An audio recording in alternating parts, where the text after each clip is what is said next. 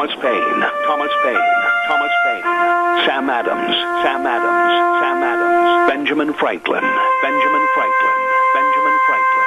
These men spoke up for what they thought was right.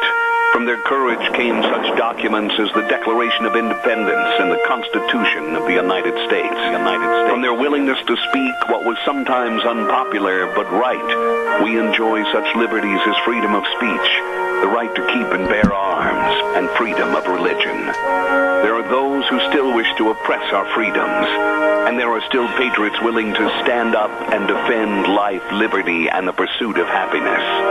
Men like Zeb Bell, who honor our founding fathers and what they stood for.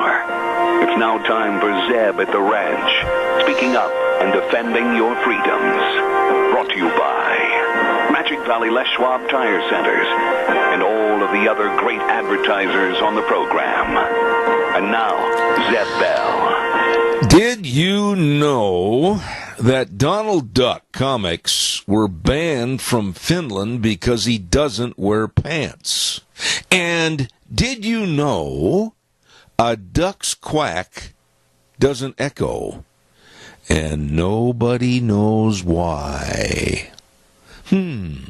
Morning, Zeb at the Ranch. Here comes Kate Smith and God Bless America.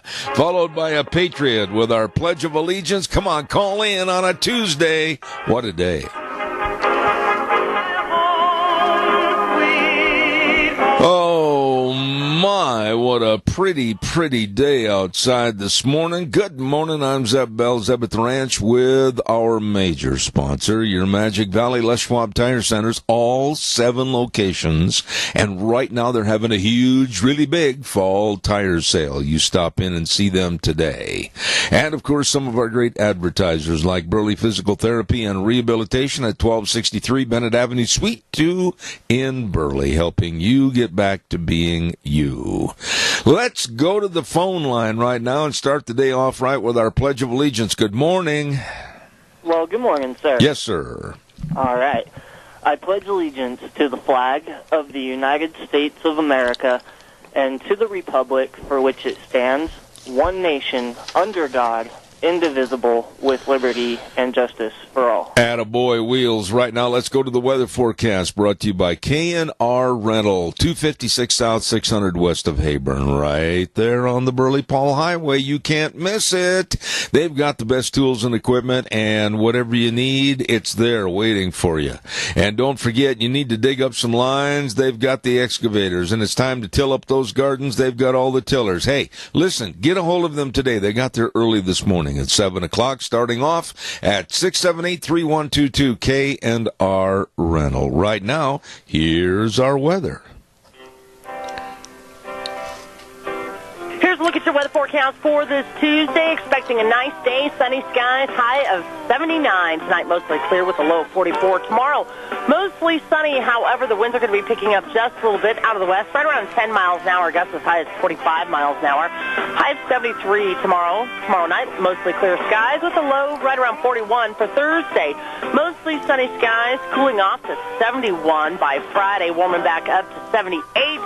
And then for Saturday, close to 80. And that's your weather forecast for Zeb at the Ranch. I love it. Man, this is great weather. Thank you, Gina. Appreciate that. Weather first off in the morning right here on Zeb at the Ranch, brought to you by K&R Rental at 256 South, 600 west of Hayburn. Yep, right there on the Burley Paul Highway. You can't miss them, or give them a call at 678-3122.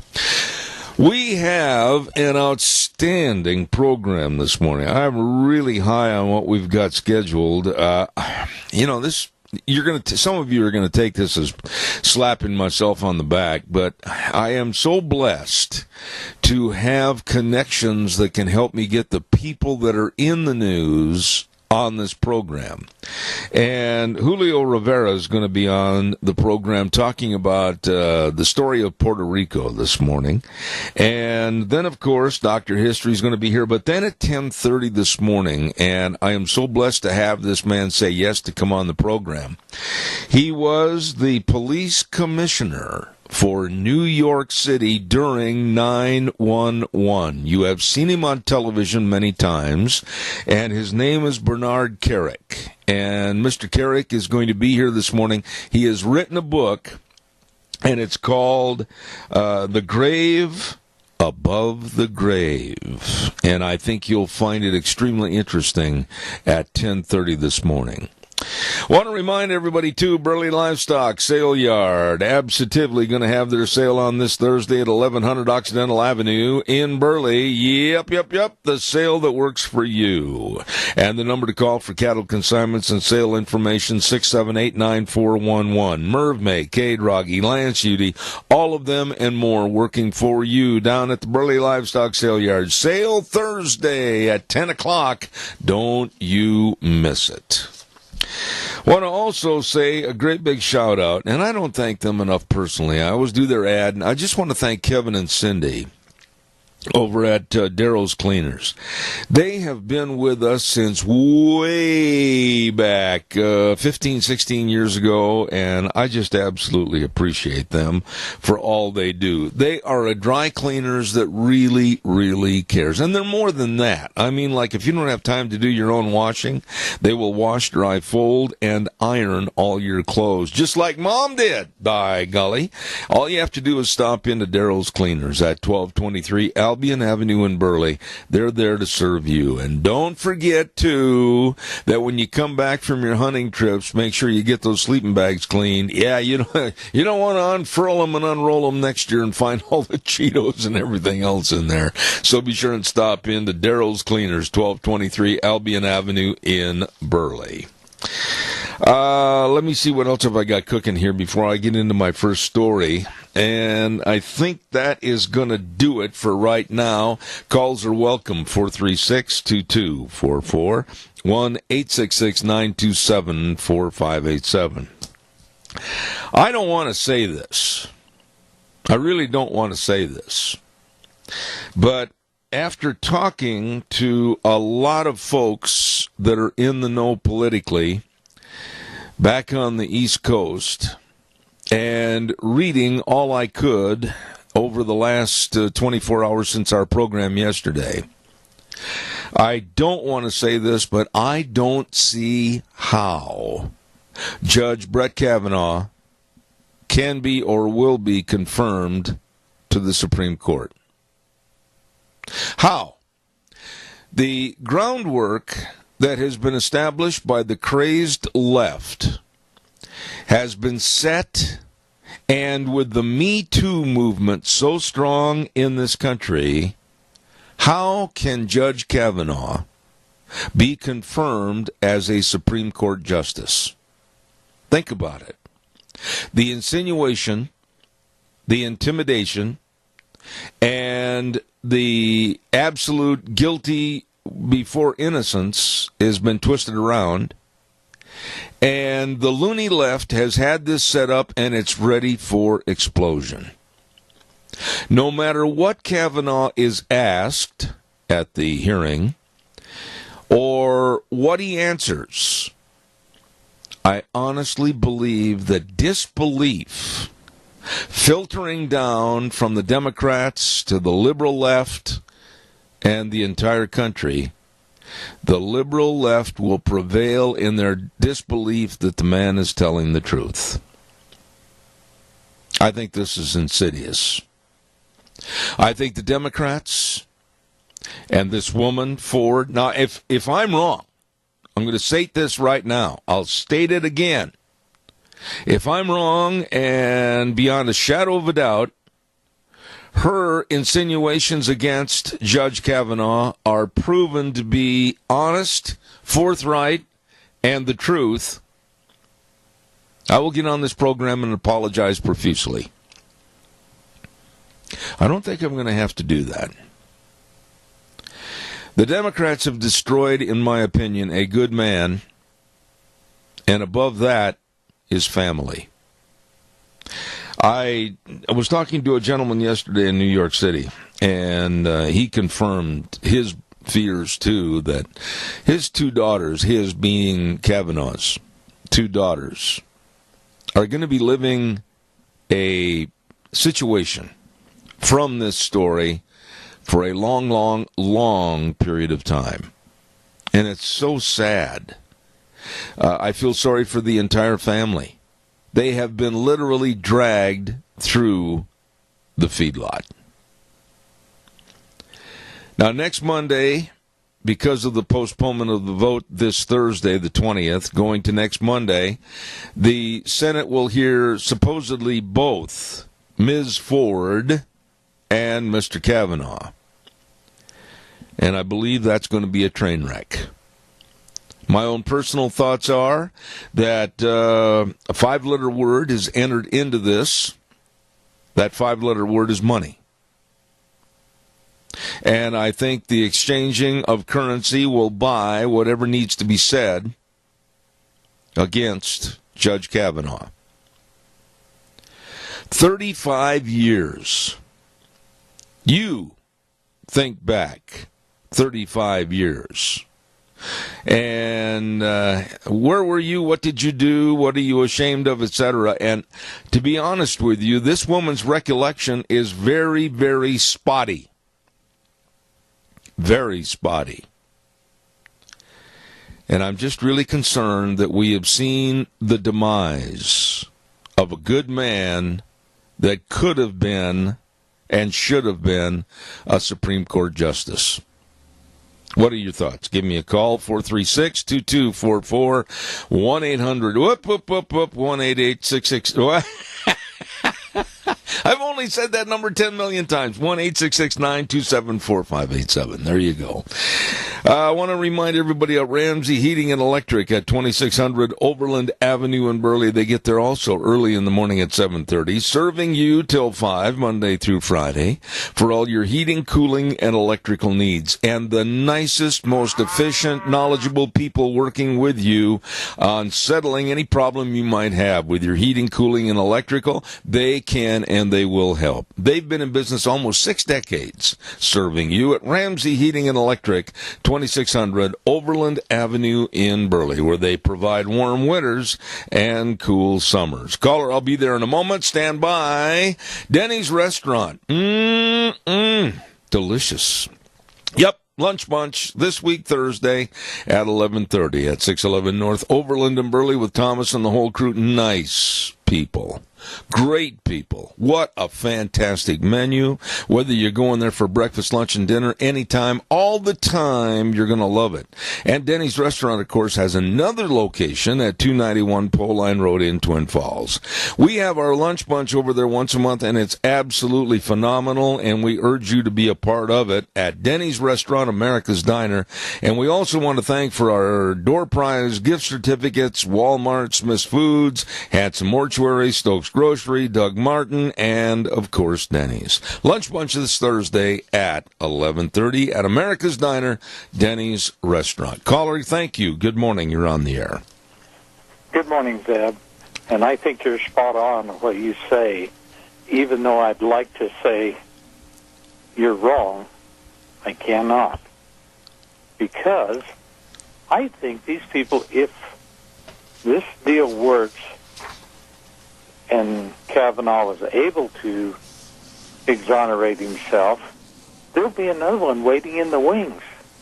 Because what the problem is that they want to stall this till after the midterm. Well, stop right there, Keith. There's the key. There's the key that unlocks the rest of the story. There will not be, very likely at all, another nominee that could be confirmed before the end of the year. And this is absolutely hideous that the Democrats have that kind of power, just absolutely unreasoning power, to block a Supreme Court nomination like this. And I agree with you. It will not happen before the end of the year, and that throws everything into tumult. Like a lot of the nominees that the Trump administration has wanted, the Democrats have blocked it. I don't know if you agree with me on this, but I absolutely say the Republicans have the power. And I would tell the Democrats, step out of the way, or we're going to step over you. Yeah. What do we hear from this new senator from Arizona?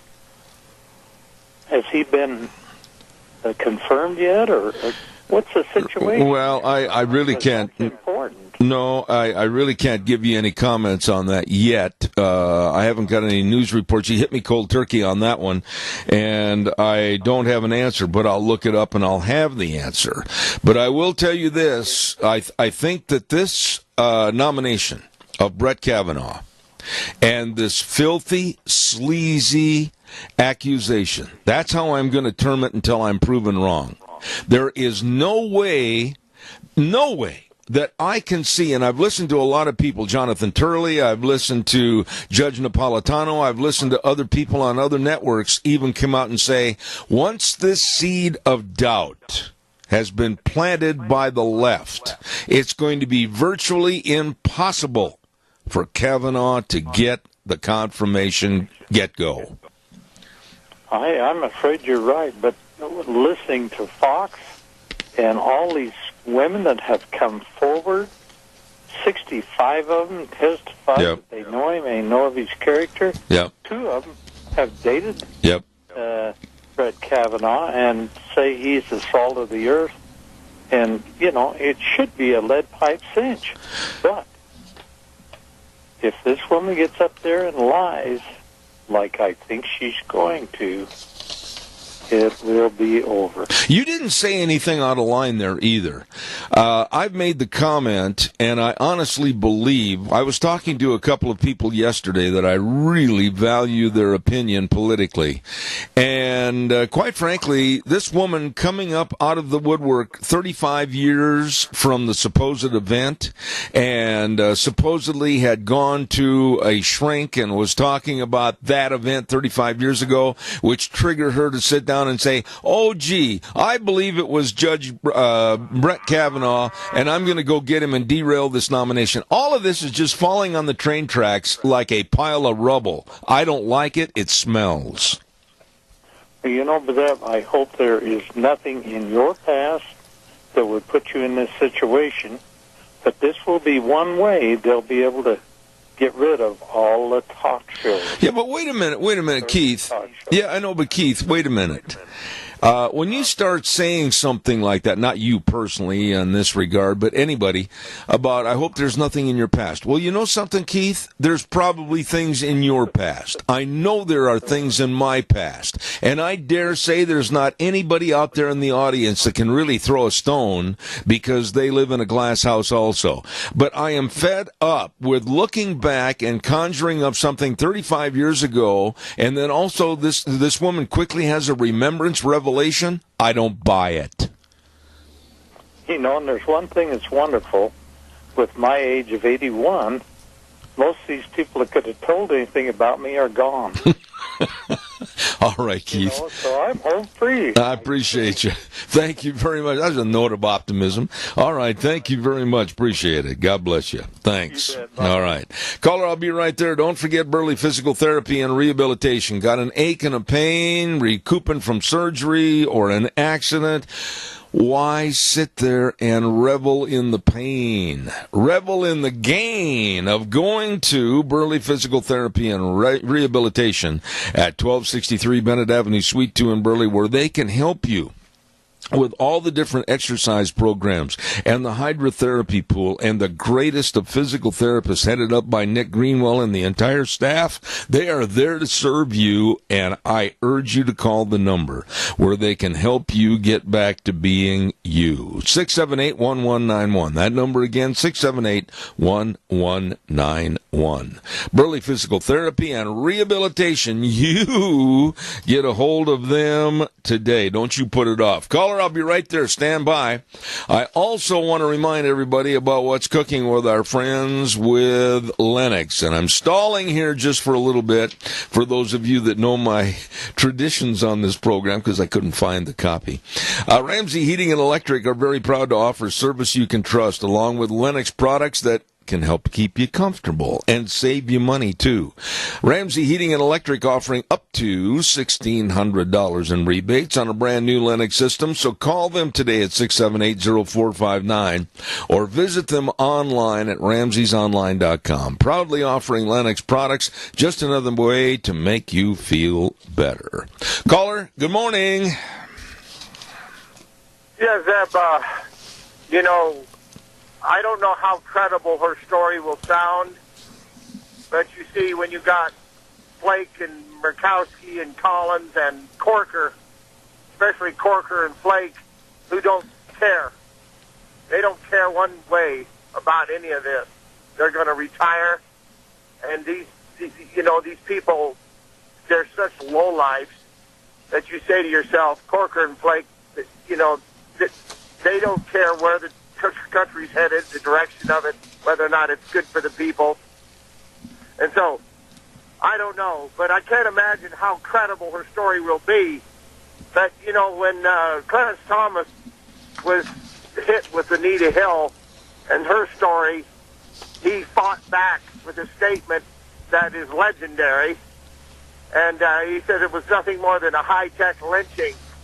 And instead of hanging me from a tree, they did this. And so maybe Kavanaugh will fight back in a way that will actually be able to make some people think twice. But the division in this country is so stark that you say to yourself, is it like it was in 91? I don't know. Randy, I'm going to tell you this, and I don't have to tell you this at all because I think you understand the situation. You know as well as I do, this is partisan politics at its sleaziest and in the gutter. You know as well as I do that the Democrats are still really teed off over the GOP's year-long blockage of Judge Merrick Garland's nomination. They wanted to push him through. And this is why they've conjured up, I think, this entire ridiculous mess story that's going to hurt a lot of people. It's going to hurt Kavanaugh's family. It's going to hurt him. It's going to hurt everybody in this country. And the Democrats are sitting back and they're proud of what they're doing. I honestly believe this whole thing is over the blocking of Judge Merrick Garland and also the Democrats' pure hatred of Trump. Oh, there's no doubt about it. They can't afford to let this happen. And all I can say is this, as filthy as they are, in 2016, their poll did say Trump would win, and for some reason they think that there's a poll that CNN stated last week that was supposed to mean that they were going to win back the House and maybe the Senate. And that, these polls didn't mean anything in 2016. There may be just a lot of people out there who are so furious and sick of what is being done to this president, whether or not we like his activities, on the lighter side, what he's actually doing for America is nothing short of a miracle. Well, wait a minute. That sounds like an exaggeration, but it's really not. Well, wait a minute, Randy. Let me jump in here and say this, that if Kavanaugh's nomination is thrown out, and you know as well as I do there will not be the possibility of time before the midterm elections or even prior to the end of this year to get another nominee ready to go and in front of the Senate hearings. Let's suppose the worst case scenario, and it would be the worst case scenario, that the Democrats would possibly win back the House and the Senate. Randy, you're looking at the next 2 years of absolute nothing but chaos. I tell you what, man, evil will never cease, and you get tired of fighting it, and you say, what can I do as a man from Burley, Idaho, to fight back? I don't know. I just know this. When I stand before my Heavenly Father, I'm not going to stand there and say, I didn't fight as hard as I could for what was right to save this blessed country. Yep. As much as I can, and to protect my family and whatever else was right. I agree. Thanks, Deb. You bet, buddy. Thank you. There's a lot of emotion there, and I feel the same. We're just seeing such a subtraction from the goodness of our country. We should be reveling in the economy, and we should be reveling in the security that's come forth, and the new attitude of America that has gained respect around the world, and we're not. We're paying more attention to let the Democrats, and I'm sorry, folks, there's some good Democrats in this country, there's some good Democrats in this area. But the way this thing has gone and so sleazy with their liberal loon platforms, I can't respect anything about what they're doing. I firmly believe, I don't know how I can be any more plain. I firmly believe that this woman, this Ms. Ford, is a plant and part of a plot to totally rip apart the rest of the Trump administration in office. I think it's sick. And until proven wrong, I'm not going to apologize. Calls are welcome, 436-2244, 1-866-927-4587. Caller, I'll be right there. Don't forget Barry Equipment and Rental Sales Service and Parts. They've been with us for a long, long time on this program, and we really appreciate them. Now, here's the locations. 159 West Highway 30 in Burley with Juan. That guy knows all about the equipment. I mean, everything, and his staff.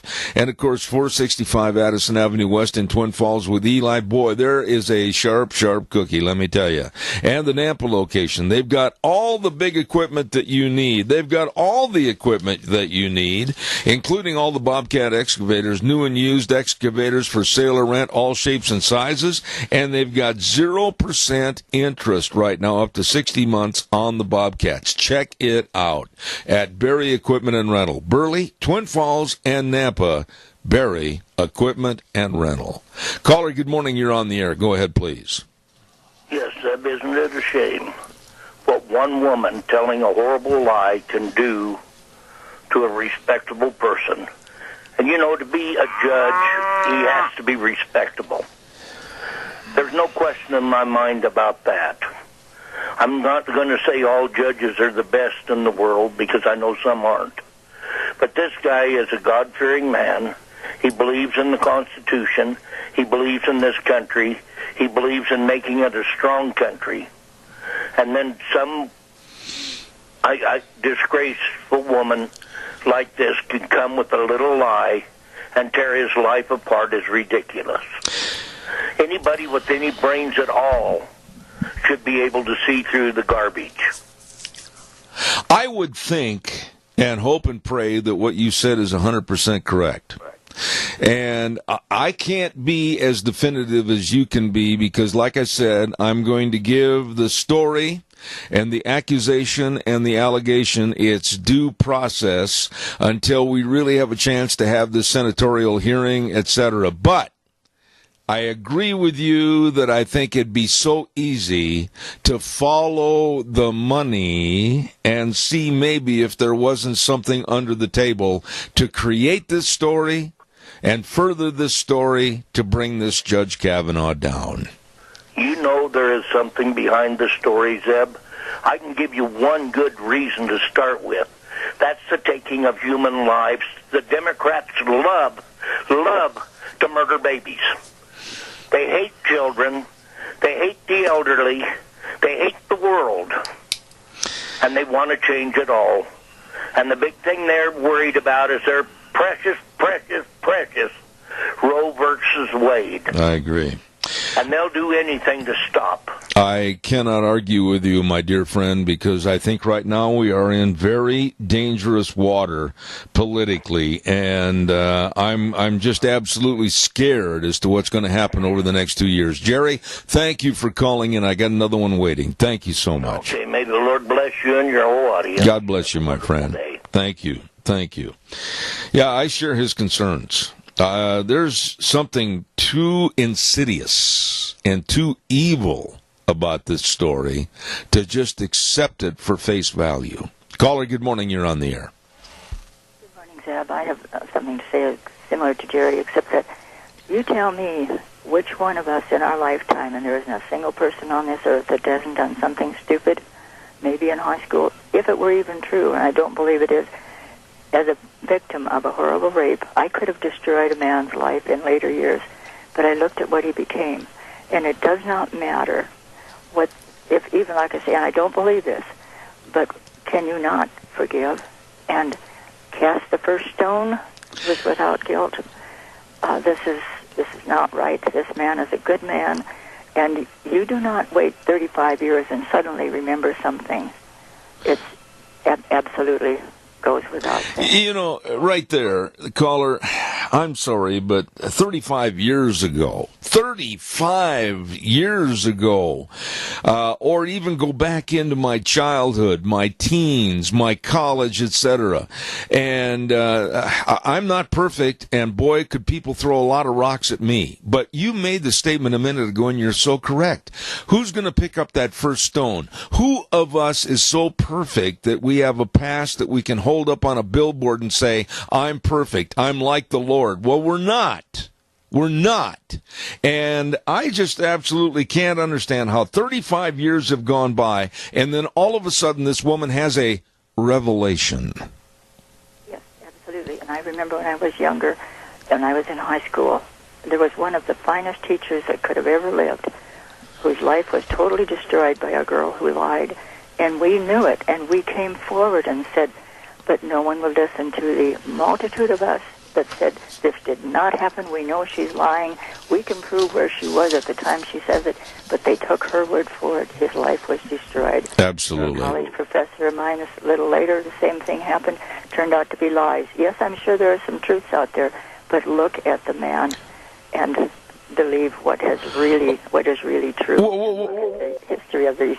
Yeah, Adrian, wait a minute. I mean, we can look in recent times as to look at all the young men involved in the Duke lacrosse team.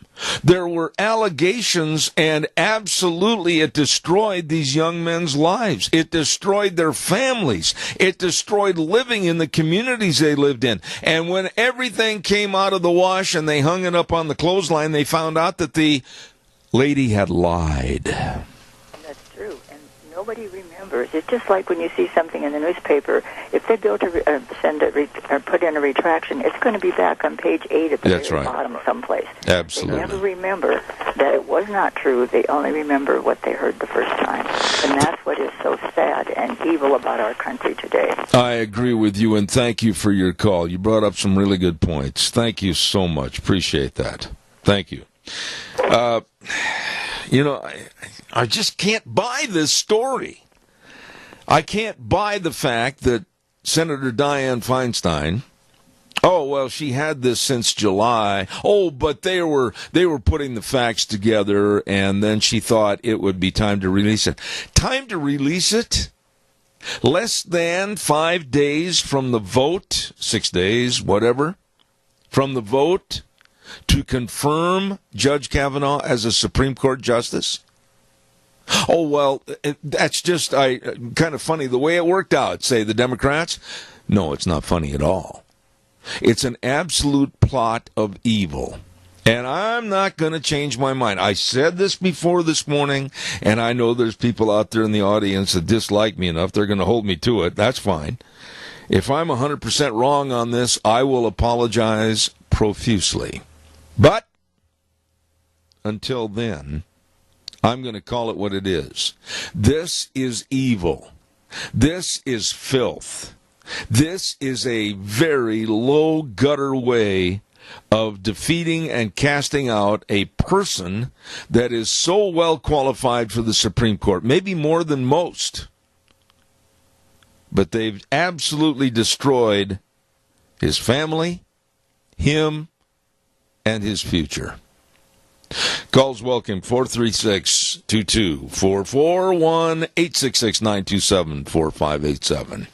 Once again, don't forget Ramsey Heating and Electric, proud to offer service you can trust, along with Lennox products that can help keep you comfortable. Yeah, and we're going into the winter, too, and they can save you money. Don't forget, Ramsey Heating and Electric is offering up to $1,600 in rebates on brand-new Lennox systems, so call them today at 678-0459 or visit online at ramseysonline.com. Proudly offering Lennox products, just another way to make you feel better. Absolutely. Don't weaken on me, 436-2244, 1-866-927-4587. I am going to change gears here unless you want to keep talking about the Kavanaugh story. I've got some other ones to get in here quickly. I will never watch award shows. I will not sit and watch Emmys or the Academy Awards, the Oscars, etc. I find them to be a complete waste of time that are, of course, highlighting phony individuals for basically phony talent. That's my own personal opinion. And what happened, evidently, at the disgusting Emmy Awards last night has solidified my feeling that evidently the trash got poured right into that studio. The Emmys and their so-called hosts last night and the opening remarks and everything was absolutely anti-Trump and anti-Christian. You know, free speech is wonderful, and I certainly hope that it is always maintained. But I also have free speech. And I will continue to denounce in every form or every word I can people that I consider to be lowlifes and pond scum. And that's what I found when I watched some of the clips this morning on the news about the Emmy Awards last night. They were absolutely making fun and sport of denigrating President Trump and Christians. One of the remarks that was made last evening was by one of the so-called hosts that thought they were absolutely very entertaining, and they weren't, was only Republicans and crackheads thank Jesus. Let that sink in just for a moment, if you would. Only Republicans and crackheads thank Jesus. That remark absolutely infuriated me. And when you think about the Democrats and their convention and how they denounced Christianity and Christ at their convention, and it seems to be perpetrated in a lot of their thought, well, the Christians, you revel in your guns and your religion, etc. You know, they always make snide comments about anyone that has faith, including Barack Obama said the same. It makes me fighting mad. And these hosts to come out there, and it was just nothing but pro-gay, pro-transgender, and then they made a laughing remark about someone that was going to come into the room, and he asked if it was permissible for him to be on the stage because he was a straight white guy. And everybody yelled no. And is that supposed to be funny? Is that the humor of today? But to denounce Republicans and crackheads because they thank Jesus, you got to ask yourself, how low can they go? Well, they can go a lot lower because they've got the shovel. Calls welcome, 436-2244, 1-866-927-4587. Let's get a weather forecast on here before I lose my temper and say something I shouldn't, which I probably will anyway. But the weather forecast is brought to you by Mount Harrison Audiology and Hearing Aids, and they are located right behind the Minidoka Hospital across from the emergency room, and the number to call for a hearing screening appointment, very important, please write this down, 312-0957, 312-0957. And they are really thrilled to bring advanced diagnostic capabilities to the Mini-Cassia region. With their new testing ability, they can help diagnose one of the common causes of vertigo. And all of these things are so important. Dr. Pickup, Dr. Mitchell, serving you at Mount Harrison Audiology and Hearing Aids. Number 312-0957. Right now, here's Gina with the weather. Here's Here's a look at your weather forecast for this Tuesday. Expecting a nice day, sunny skies, high of 79. Tonight, mostly clear with a low of 44. Tomorrow, mostly sunny. However, the winds are going to be picking up just a little bit out of the west, right around 10 miles an hour. Gusts as high as 25 miles an hour. High of 73 tomorrow. Tomorrow night, mostly clear skies with a low right around 41 for Thursday. Mostly sunny skies, cooling off to 71 by Friday, warming back up to 78. And then for Saturday, close to 80. And that's your weather forecast for Zebeth Ranch. Thank you, Gina. You can trust your hearing health to the great folks, and they are at Mount Harrison Audiology and Hearing Aids. And that number again, please let them help you, 312-0957. Your turn. Give me a call. A couple of quick notes here this morning, and I wanted to mention today is the 71st birthday of the United States Air Force. Happy birthday to the U.S. Air Force. I have had many friends and colleagues join the Air Force as pilots and technicians and everything, and I salute our great force, the Air Force. Thank you. 71st birthday today. And my dear friend, Jimmy Flowers, I called Jimmy yesterday, and I said, Jimmy, what are all these old, beautiful, vintage cars doing on the roadway going by my home? And he let me know, and I appreciate it so much, that they are part of the National Car Tour. Now, I'm not really too familiar with all this, but evidently these old vintage cars, there were like 89 of them. Holy cow. And they were beautiful. They were absolutely beautiful. We're going up and down Highway 30 yesterday, and I understand they were over in Rupert yesterday, and I think that they're going to be back over in that area again. I think they're going up to, what is it, City Rocks or Albion or something today. And it was unbelievable. These were amazing cars, and the paint jobs and everything, it was just A1. And boy, it was fun to watch them go by. I think Deanne and I, we lost track at over 60. We couldn't keep track of everything, but it was really something to see. Calls welcome, 436-2244, 1-866-927-4587. Appreciate it if you give me a call right now, and I'd like to visit with you on the air. By the way, we're going to be talking about, starting next week, we are going to be giving a lot of airtime to a lot of people that are going to be coming on this program talking about Proposition 1 and Proposition 2. Proposition 1 with the horse racing issue, Proposition 2 with the Medicaid issue. And the one thing I noticed, and I want somebody to prove me wrong on this, and I don't think you can, is that the TV ad for the anti-horse racing Proposition 1 that are against it, why did they use in their anti-horse racing ad a barrel racer at a rodeo? And you can tell it's in there, the footage. And I just wondered, to me that tells me the ad was cheaply done and not thought out. We're talking about horse racing. We're not talking about a rodeo event of barrel racing. We're talking about horse racing. And why they threw in a little video clip of a barrel racer is mind-boggling to me. It has nothing to do with the Prop 1.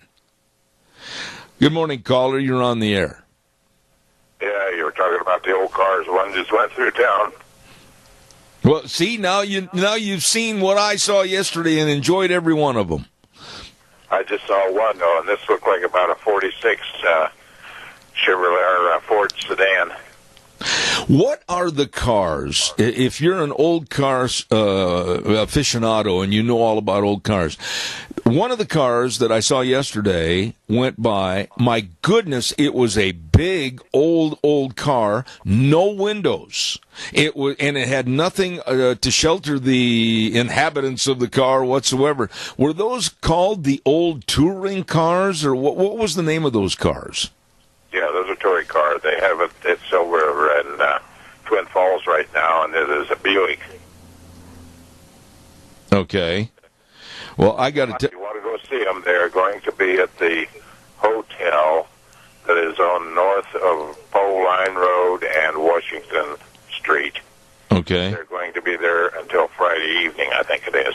Well, I heard from Jimmy, I think Jimmy said when he called me that they went back to Twin, and this morning they're going to be coming back down 30 again and going, I thought he said to the City of Rocks, but maybe I'm wrong. They've got different tours they can go on, but a lot of them are still sitting there just to show people and talk to people. Okay. There's a LaSalle and Cadillacs and Lincolns. There's a V12 Lincoln and a whole bunch of Model A's, Model T. Let's see what else. Well, I got to tell you that yesterday, with those cars on Highway 30, for the first time in months, my wife and I enjoyed traffic that was at the speed limit, and it was pleasant. It's nice to have them going the speed limit, isn't it? There you go. I got to run, Doc. Thanks. Good to hear from you. Thank you. Appreciate it. Caller number 2, you're on the air. Go ahead, please. Yeah, Zeb, I went out to Minidoka yesterday, and they went a loop around the town of Minidoka. I'm pretty sure I was a mile south of them, but, man, there was hundreds of them, and they were some pretty nice looking out there.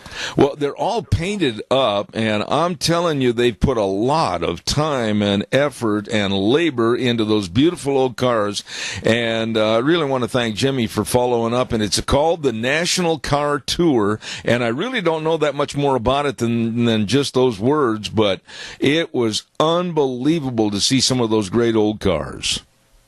The one thing I noticed about all of them, if not all of them, was they were all restored. There was no real modern modifications to them. Some of them were doing top speed of 30 mile an hour. I mean, there was an old Model A I followed in from out there, and it was just poking right along, you know. Well, I tell you what, and like I said earlier, it was pleasant to finally have the cars on Highway 30 observe the speed limit. Thank you. Bye. All right, take care. Hey, don't forget our major sponsor, your Magic Valley Les Schwab Tire Centers. Oh, my goodness, they are having a great big fall tire sale right now. And you don't want to miss out on this because, man, they've got all the tires, all the tread designs, all the sizes for your car, your pickup, your SUVs. Like for your SUVs, they got the Open Country AT2, all-terrain tread, improved tire life, at a price that you can't afford to pass up. So get in there today to any one of the 7 locations serving you. And don't forget, too, all the brake service with highly trained brake technicians, front end alignment, shocks and struts, batteries, all of this service reigns supreme at all 7 locations of your Magic Valley Les Schwab Tire Centers with Lane and Rupert, Dave on Blue Lakes and Twin, Mike and Buell, Mike and Jerome, the Twist family in Paul, Daniel on Pole Line in Twin Falls, and Randy on Overland in Burley. The best, your Magic Valley Les Schwab Tire Centers. I've got time for one more call. Give me a jingle quickly at 436-2244, 1-866-927-4587. The refugee numbers of incoming refugees here to the United States has been cut back drastically, with President Trump's administration, which I'm just going to say this and raise the ire of the left. Good. It's down, I think, to about 33%, which I think is a good thing. Caller, go ahead. You're on the air, please. You know, I was on my way to Salt Lake yesterday, and I seen cars driving around everywhere, it seemed like. And so, yeah, that's interesting. You know what? When people restore their history, then they remember it, and you say to yourself, maybe young people will notice this, and they understand that, you know, the way we were is the way we ought to be. Gee whiz, I've heard that on somebody's radio program every day. I wonder who that is. Well, it's true. And the thing of it is, you know, we've got to keep what we've been given, and we got to fight it. You know, I don't know if we can be as nasty and filthy as the Democrats, because they are pretty dirty. but we've got to fight somehow. Sometimes you have to fight fire with fire. And I guess you just have to do it in a noble way, I suppose, huh? Well, all I'm going to say is I'm close to news, Randy, and I'll say this. I am sick and tired of the sleaze that's bringing this country down and tearing it apart. It's got to stop. Hey, buddy, I appreciate your call. Have a wonderful day. Thank you. All right. Wow, that first hour just kind of whoop, and it's gone. And right now we're going to say we're going to go to the news from CBS. And then at 9:06, good friend of our program, Julio Rivera. I think you'll find him very interesting. Don't go away. Zeb at the Ranch will continue.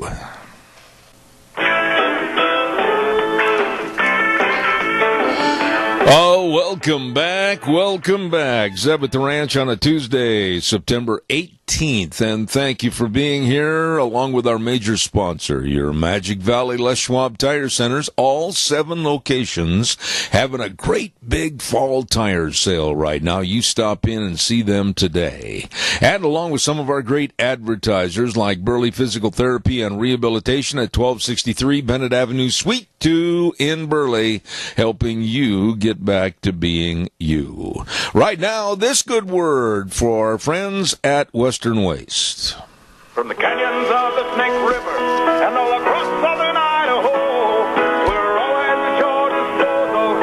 Western Waste Services, we care about our community, our resources, and this great land. Western Waste Services is lending a hand, always at your disposal. Western Waste Services, and I urge you, call the number 734-6969. Get on the route service. They'll come pick up your garbage. You can stand on the front porch and wave goodbye. It's gone. It's out of there. They take care of you. Western Waste Services, literally always at your disposal. Call them today, 734-6969. Want to also acknowledge the fact that some people that have been with us a long, long time, we say this every day almost, and they're just such dear friends of ours, and that is Joel Heward, his family, and staff at Hanson Mortuary at 710 6th Street in Rupert. Now, write this number down and call, because we all should take the time and the effort to check on pre-planning of funerals and just absolutely alleviate a lot of the stress and the worry for our families. I urge you to call 436-5636. Hanson Mortuary, always upholding the highest ethical standards with unquestioned integrity. And Joel Heward also serving you at Morrison Payne Funeral Home on East Main in Burley. Well, we're not going to waste any time. I want to get this guy on the phone because I've got a lot of respect for him. He's been on the program before. He's a straight shooter and small business consultant, political activist, writer, and editorial director for the Reactionary Times. Julio Rivera, good morning. How are you? Well, it's great to be back on the ranch, Zeb. I'm glad to still have the mortgage payments on the ranch. Hey, Julio, I can't think of anybody that would be more qualified. Your family is from Puerto Rico, and all of a sudden in the news the last couple of weeks, there's been a real slamming of the president. There's been stories about the death toll, etc. Maybe the Trump administration did or did not do what they were supposed to do in a short period of time, and there is no one more qualified to bring us up to speed on this story and set it straight than you are. So you have the floor, my friend. Go ahead. Okay, well, I thought, and I'm just going to give you my personal opinion, that the death toll numbers coming out of Puerto Rico preliminarily were severely understated. I mean, you know, this is something that people have always kind of speculated, like, God forbid, you know, the United States ever got attacked, in an EMP attack, like from North Korea, from satellite or something, and the power grid got knocked out.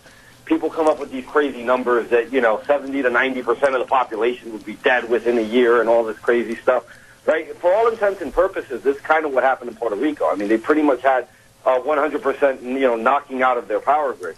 So when they were saying 16, 18 people, and then it went up to 60 people dead, I was like, no, that can't be correct. You know, that might have been how many people died as a result of, you know, trees falling on them or, all the other kind of ways, there was mudslides or something, or if there was flooding and they couldn't get out of an area or something like that. I can see that number being applicable to those direct effects from the hurricane's damage, the force and the wind and the rain. But then there's also residual effects of the hurricane, as far as the delivery of medical services, and that's another big one. There's a lot of elderly people on the island. They go and they retire on the island. It looks no further than my family. I mean, I had a really unfortunate incident. I lost my dad 6 weeks after the hurricane touching down. Like, my dad was closer to 80. He had a compromised immune system, and he was on dialysis for several years. Now, he missed several sessions because, they didn't have power. They weren't prepared to take people in the immediate aftermath. So that caused him to deteriorate a little bit, and the cleanliness just in the island post-hurricane, the water quality and all those things. When you take dialysis, it's intravenously. So he wound up developing an infection in his blood that wound up taking his life, 15 days after he went into the hospital. And he wound up finally dying the 1st of November of last year as a result. And there were many other stories besides, my father. And it turned into, the higher number of close to 3,000, 2,975. And I venture to guess that in 6 months, if they conduct another study, they're probably going to come up with a higher number. But this misplaced blame on the administration, politicizing this, just because we're, in the shadow of a midterm election in 60 days is particularly disgraceful. What we're seeing from people like Andrew Cuomo, who is pandering to the Puerto Rican, population in New York State, basically saying that we're going to file a lawsuit against the administration, for, a delayed response to this. And one of the tenets of that supposed lawsuit is that it took 3 weeks for the administration to respond in the wake of Hurricane Maria. Now, that's a lie. And I know it's a lie because, Hurricane Irma, which projection models had it hitting Puerto Rico, was weeks before Hurricane Maria, and FEMA was already dispatched to the island. So when Hurricane Maria landed, FEMA was already there. So the whole thing about the delayed response from the federal government is a lie. But the real culprit, and what everybody seems to be covering up for, and the elephant in the room, is the Puerto Rico Electric Power Authority and their corruption and lawlessness. For a long period of time. I mean, they've raised about $10 billion via the sale of public bonds and, private financing and all this stuff. They were going to fix the power grid, they were going to hurricane-proof it, they were going to do solar energy and wind energy projects, and they were going to modernize and all these things. That money got squandered. They wound up filing bankruptcy, citing about $9 billion in liabilities. And then you had Ricardo Rossello going to Congress, sitting there basically, begging for $94 billion, for the island of Puerto Rico. And then when the PREPA, the oversight that was going on PREPA as they're overseeing the bankruptcy, discovered that they had secret bank accounts that had hundreds of millions of dollars in them. So, I mean, they're really, at the end of the day, and this is something that I asked for last year because, I was so furious and so heartbroken, as far as losing my father. I started a petition on whitehouse.gov or petitions.gov. It didn't really get enough steam to go ahead and force White House action on it, but I was basically asking for the Justice Department to do a full audit and investigation into PREPA's activities because there was a lot of incidents. There was there were allegations that they were purchasing sludge oil from Hugo Chavez's Venezuela, and they were selling it for the price of high-grade oil and kicking part of the difference in price back to the local politicians on the island. They're enabling this.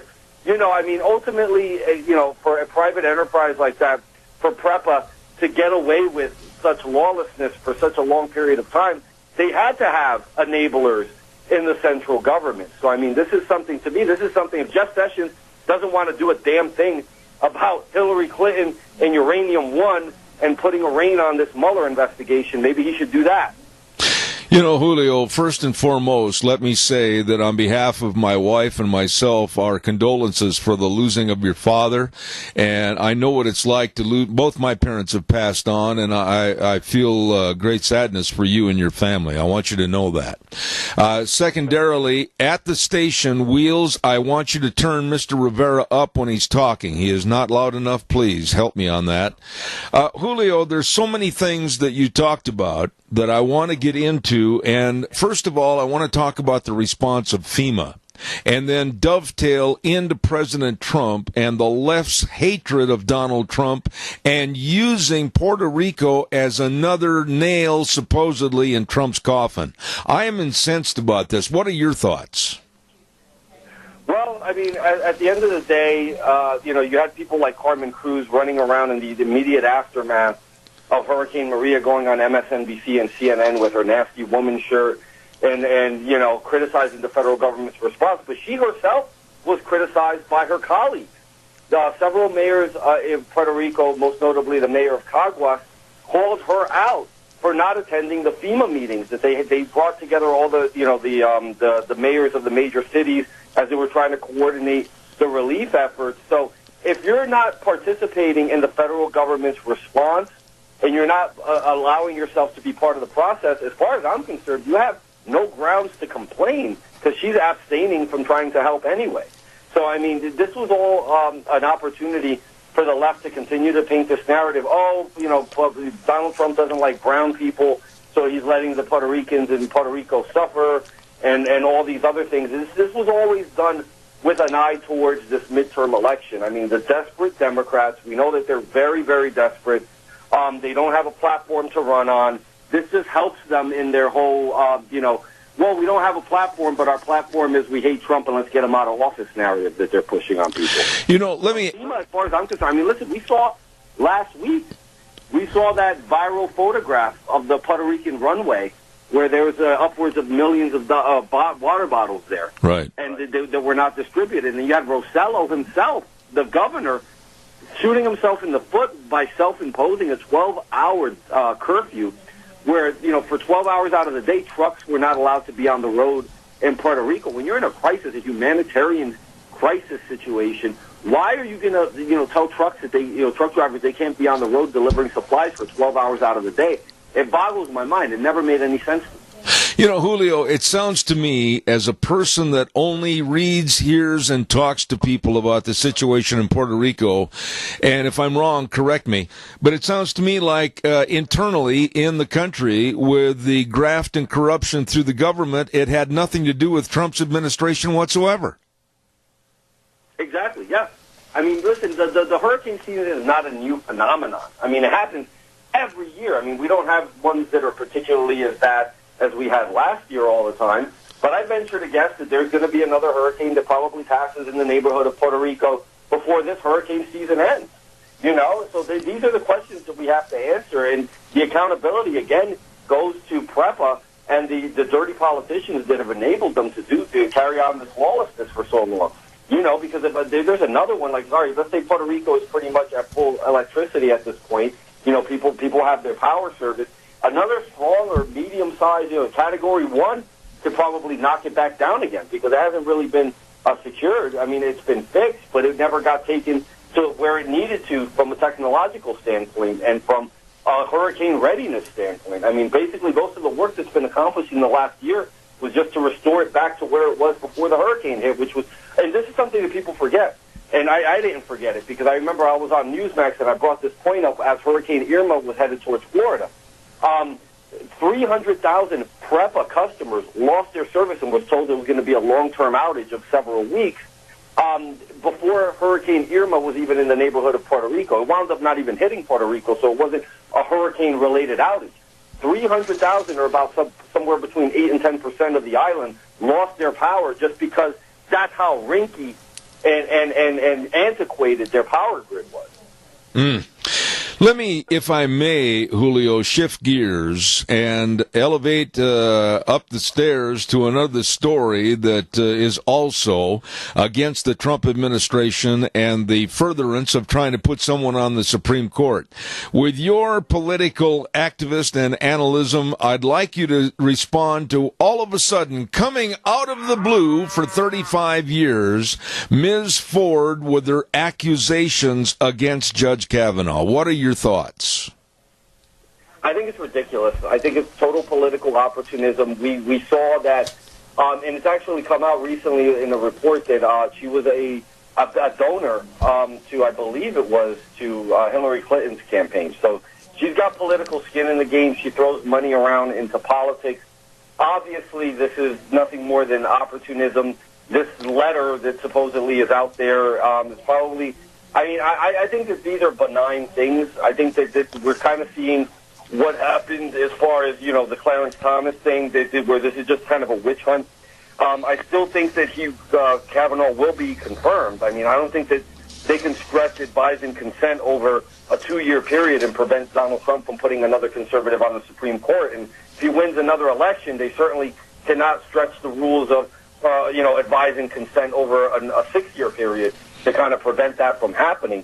I think it's ridiculous. As far as I'm concerned, I think just because of the advanced age of Ruth Ginsburg, Donald Trump will probably get Kavanaugh, or if Kavanaugh drops off, he can nominate somebody else who's a conservative if he feels that the pressure is too much and we want to move towards another person. Trump will definitely get his second conservative and possibly a third before his term is done. I hope you're right. We have a caller waiting with a question for you. Go ahead, caller, quickly. You're on the air. Yeah, I don't mean to be cold and callous and everything, but going back to Puerto Rico, well, it's not just Puerto Rico, North Carolina. I don't care Houston where it's at. I don't think it's the government's job to save us all. And I'm going to have Julio respond to that. It's a good point that many people have said. Julio, what about it? Why is all the blame all of a sudden pointed every single time there's a natural disaster? The government didn't do this or the government didn't protect us. I think it's actually a little bit phony in the way that it's stated. Well, I think it's very driven by partisan politics because, I didn't see the same level of, critiquing of like Barack Obama at any point in his presidency when things went bad, like when we had the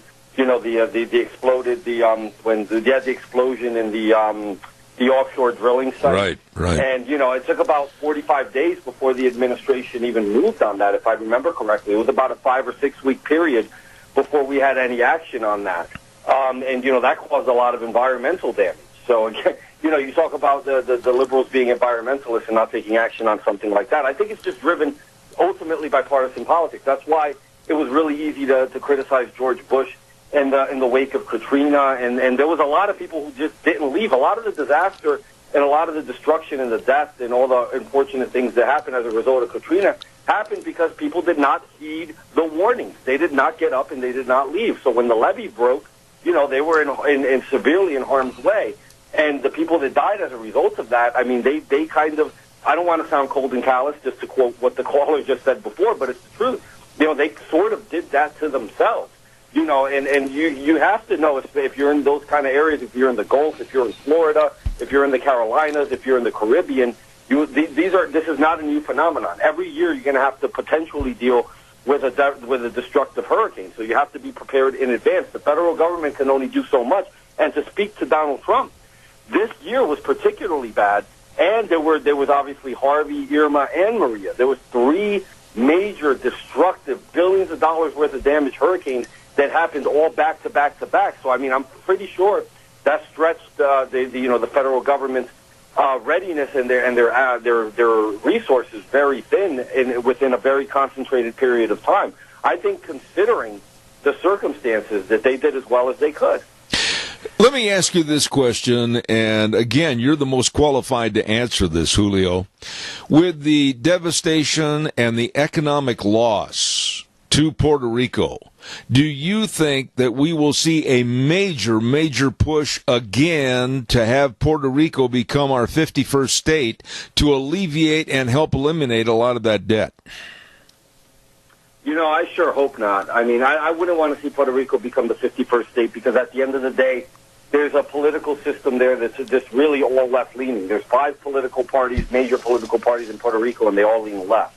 I think that would be a disaster. I think you would immediately gain, whatever it is, 5 or 6 congressmen that are all far left congressmen. You'd get 2 senators that are far left senators. I think it would disrupt our system if we went ahead and did that. I've never been a proponent of statehood. I think Puerto Rico, for strategic reasons, needs to remain a United States territory.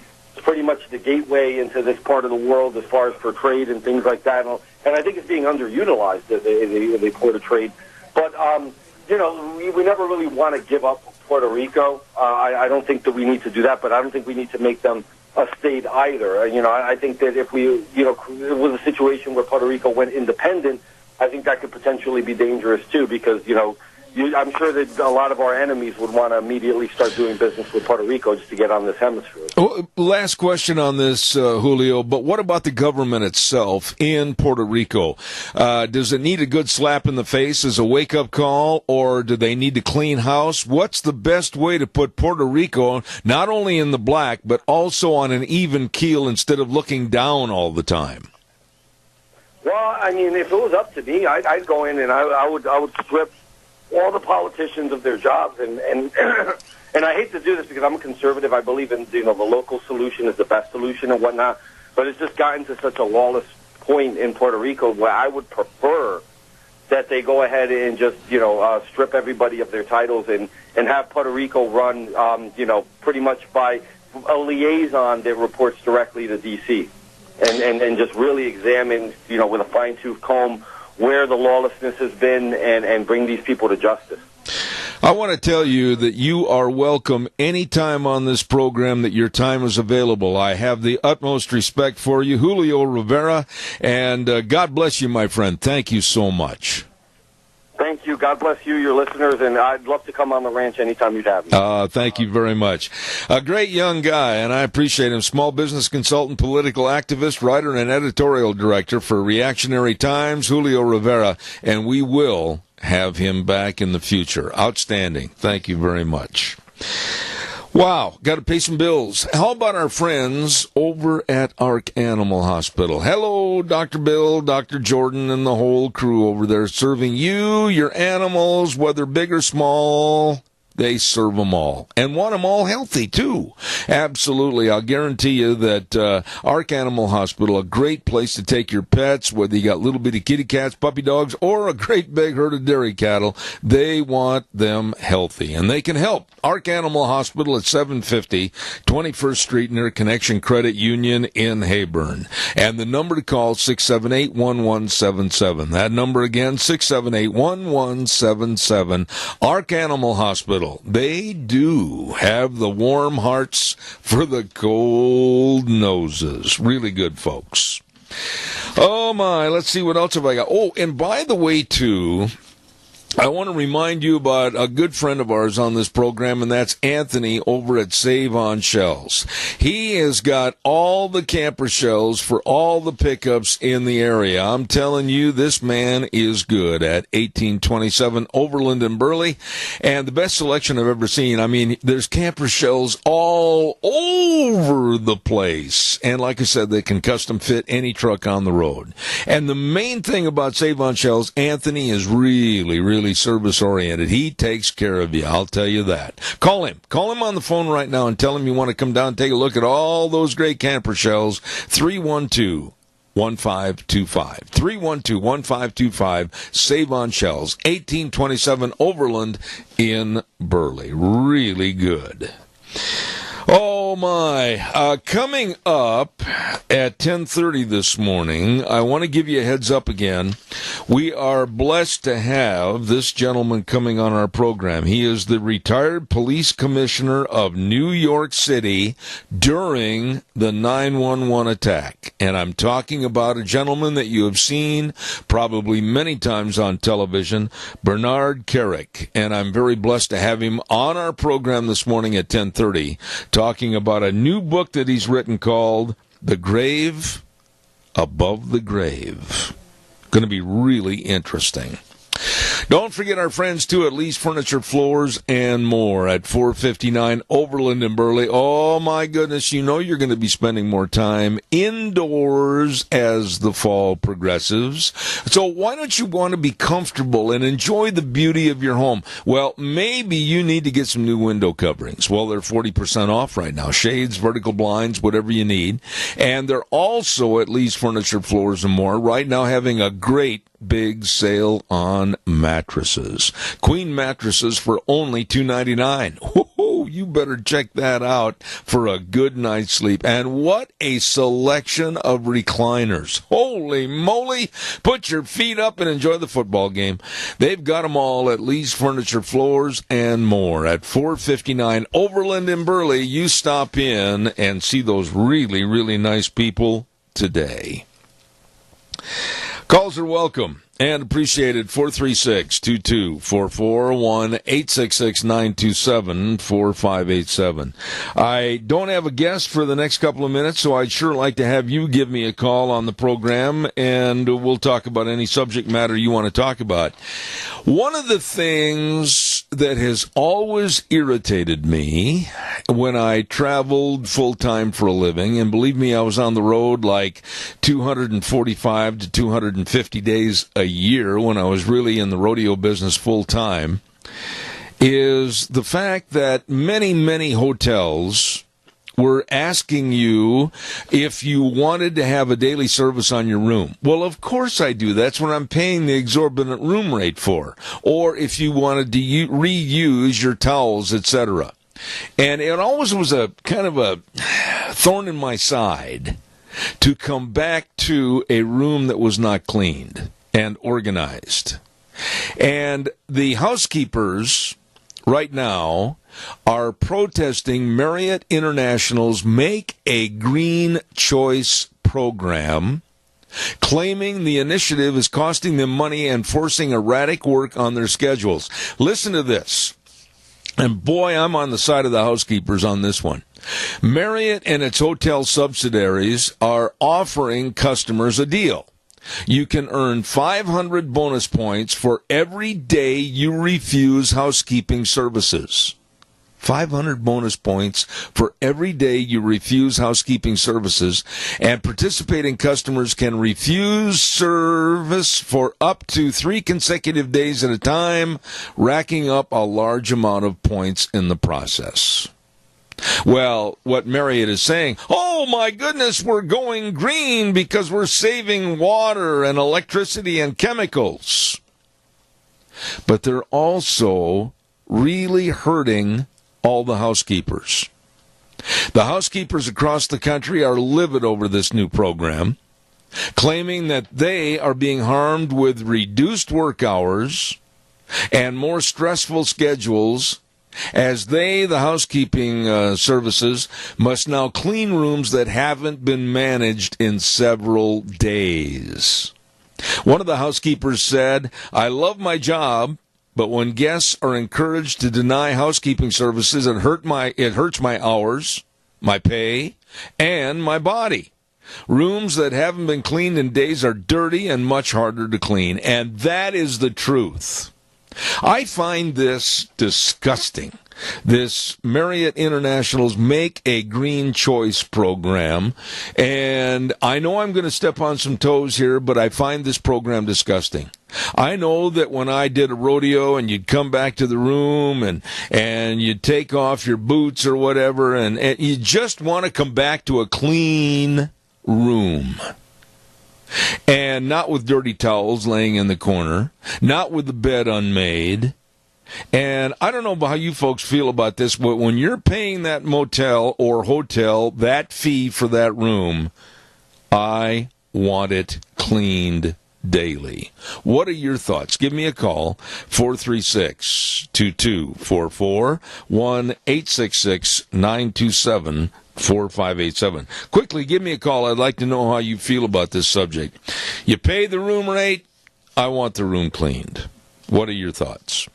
Let's not forget our friends at Let's Ride, 270 Highway 24 between Rupert and the World. They're open Monday through Friday, 9 to 6, Saturdays 9 to 4. And you know what? This is hard to say at this time of the year with the beautiful weather forecast, but it's time to winterize your jet skis. That's right. Don't let them sit around all winter. No. Don't do that. And the snowmobiles are on display over at Let's Ride. Oh, my goodness. All the equipment. They've got all the best of service people over there. You better get over there. All the accessories, everything for you at Let's Ride. 270 Highway 24 between Rupert and the World, where we always say, this is where the fun is sold. Come on, give me a call on that. Do you want to tell the motel or hotel? Oh, no, don't clean my room. I'm going green. I'll come back to the room later on today with dirty towels laying around and the bed unmade, etc. Do you want that or not? Give me a call. I'd like to hear what you have to say. We also want to give a great big shout out while I'm waiting for your call. That better come on in. Come on, give me a call quickly. And we thank our friends at Cameron and Siemens Insurance, Highway 24 in Rupert. You know, when you think about life insurance, and you should, and health insurance and retirement planning and employee benefits, all of this for you, your family, and your business, you had better get a hold of the professionals. And the professionals are at Cameron and Siemens Insurance, Highway 24 in Rupert. Easy to find. Telephone number, make an appointment, start the ball rolling, 436-4424. That number again, 436-4424, the best. Cameron and Siemens Insurance, serving you. All right, your turn. Give me a call, 436-2244, 1-866-927-4587. Give me a jingle on the landline. I'd like to hear what you have to say about dirty rooms. I don't want a dirty room. When I come home after a performance at a rodeo or whatever, home to the hotel, motel, I want it cleaned. I don't want to wait 2 or 3 days. Another story. Oh, we have a caller calling in on that. Good morning. You're on the air. I think it's a financial decision. The price of the cleaning supplies, the water, the towels, the washing of all of this is $2 or $3. But the financial decision really lies within the wages of those housekeepers. $10 an hour. It's a financial decision that they're making. Okay. And it is a shame. You don't think of the impact in the full perspective until you look at different people's perspective. Well, and I can understand. Let me just say this, and I want to get your input on this. I can understand when that one housekeeper said, "I love my job, but when guests are encouraged to deny housekeeping services, it really hurts my hours, my pay, and also me, because these rooms after 3 days are really filthy and harder to clean." Well, that's a true perspective, and that's my stance on it, is that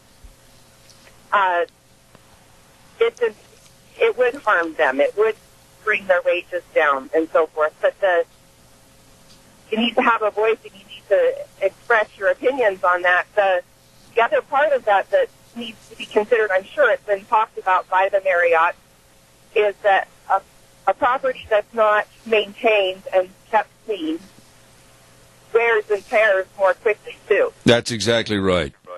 Exactly right. Your carpeting and the personality of the hotel changes too. It goes from a first-class operation to something that's down not very high on the chart. Yes.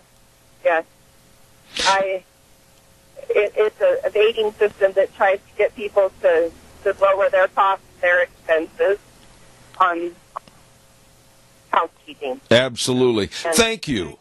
I appreciate your candid points on this. Thank you very much. I've got another call waiting, and I appreciate your time. That was well stated. Thank you. Caller number 2, go ahead, please. Good morning, Zeb. Yes, sir. Good morning. Anyway, on the one about having your hotel cleaned up, by all means, I've done some troubleshooting for Jack Simplot back in the 70s in Hermiston, Oregon, and we were set up in a motel there for about 2 months. And they only wanted to clean our rooms maybe, it must have been twice a week. And I told them if they needed the extra money, I'd be more than happy to pay for it to have my room cleaned every day and the bed made. Absolutely. You know, and I can relate to what you're saying. When I used to do the World Quarter Horse Show back at Oklahoma City, I was there for over 2 weeks. And after coming back sometimes at maybe 12 or 1 o'clock in the morning after long day performances, I didn't want to come back to a dirty, messy room. I wanted that room cleaned. And I think it's a shame that we should be thinking about the stupidity of these Think Green programs. I think it's at the expense of the traveler. I really do, because I do not and I will not stay at a place that will not clean my room daily. Yeah, that's true. I mean, I wouldn't be able to sleep at night thinking about all the critters crawling around. I guess you could think that, but anyway, I know when we worked there, well, you know, when we'd get back to our room, man, we'd be filthy. We'd pull our clothes off and crawl in the shower, and then take our clothes down and throw in the laundromat. But yeah, I always told them, no, I want it cleaned every day, and they was only going to do it twice a week. And I said, nah, I think we better do it every day. Well, I certainly appreciate your call, and I think you're spot on. Thank you very much for sharing this morning. Have a great day. Thank you. You too, Jeff. All right, sir. You know, many times, I don't care if it's at the World Quarter Horse Show in Oklahoma City or if it was down at the NFR at Las Vegas, it doesn't make any difference.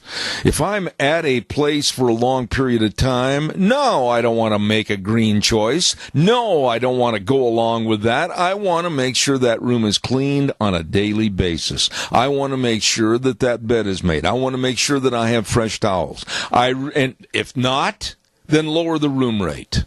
Lower the room rate, and I'll bring my own towels. I'll make my own bed. I'll bring my own sheets. All I'm going to pay for is a room, and I'm going to ask for and demand a much cheaper rate. This is ridiculous. Calls are welcome, 436-2244, 1-866-927-4587. Don't forget Ramsey Heating and Electric, proud to offer service you can trust, along with Lennox products that help keep you comfortable and save you money. Don't forget Ramsey Heating and Electric is offering up to $1,600 in rebates on a brand new Lennox system, so call today at 678-0459 or visit them online at ramseysonline.com. Proudly offering Lennox products, just another way to make you feel better. How about that? You want to go back to a room? Maybe you've been out maybe you got little kids in your family. And you know how little kids are and everything. And you get back after you've gone maybe to Disneyland or something, and you open the door. Oh, good! The beds aren't made. Everything is askew. The bathroom looks like a disaster with all the dirty towels. No! You're paying for that room. You're paying for a service. You're paying for the gratuities of having a clean room when you open the door to that room. And I'm not about to say, oh, no, go ahead. We're going to make a green choice. Leave the room a mess. Not me. Calls are welcome, 436-2244, 1-866-927-4587.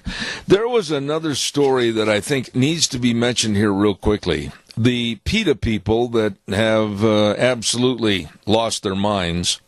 Now they're going after, remember about 2 months ago we had a story about how PETA was against balloons? Well, they're going against the University of Nebraska right now, because they have a great big balloon release tradition at the stadium for the University of Nebraska Cornhusker football team. And they're going after this saying, oh, no, you've got to stop littering with these balloons and everything. Well, most all the balloons that are used now are biodegradable. And the University of Nebraska has responded to these billboards that have been put up against them, and they're saying every balloon released in Memorial Stadium is 100% natural latex, biodegradable, as purchased from Midwest Balloons in Omaha. And in addition, we do not use plastic tabs to tie off the balloons, and we use 100% cotton strings. So therefore, the University of Nebraska told PETA they're going to continue to let let off the balloons, and rightfully so. Caller, good morning. You're on the air. Quickly. Well, they said it could hurt animals. I never seen any study where showing actual proof. That word could is one of the biggest, longest, heaviest words in the dictionary. Next to if. Yeah. Yep. Shoulda, coulda, woulda.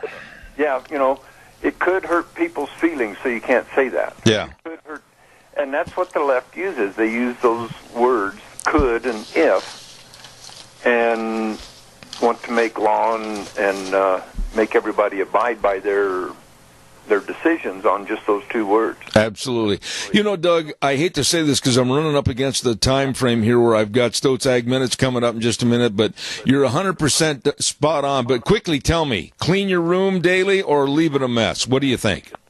Daily. Attaboy. All right.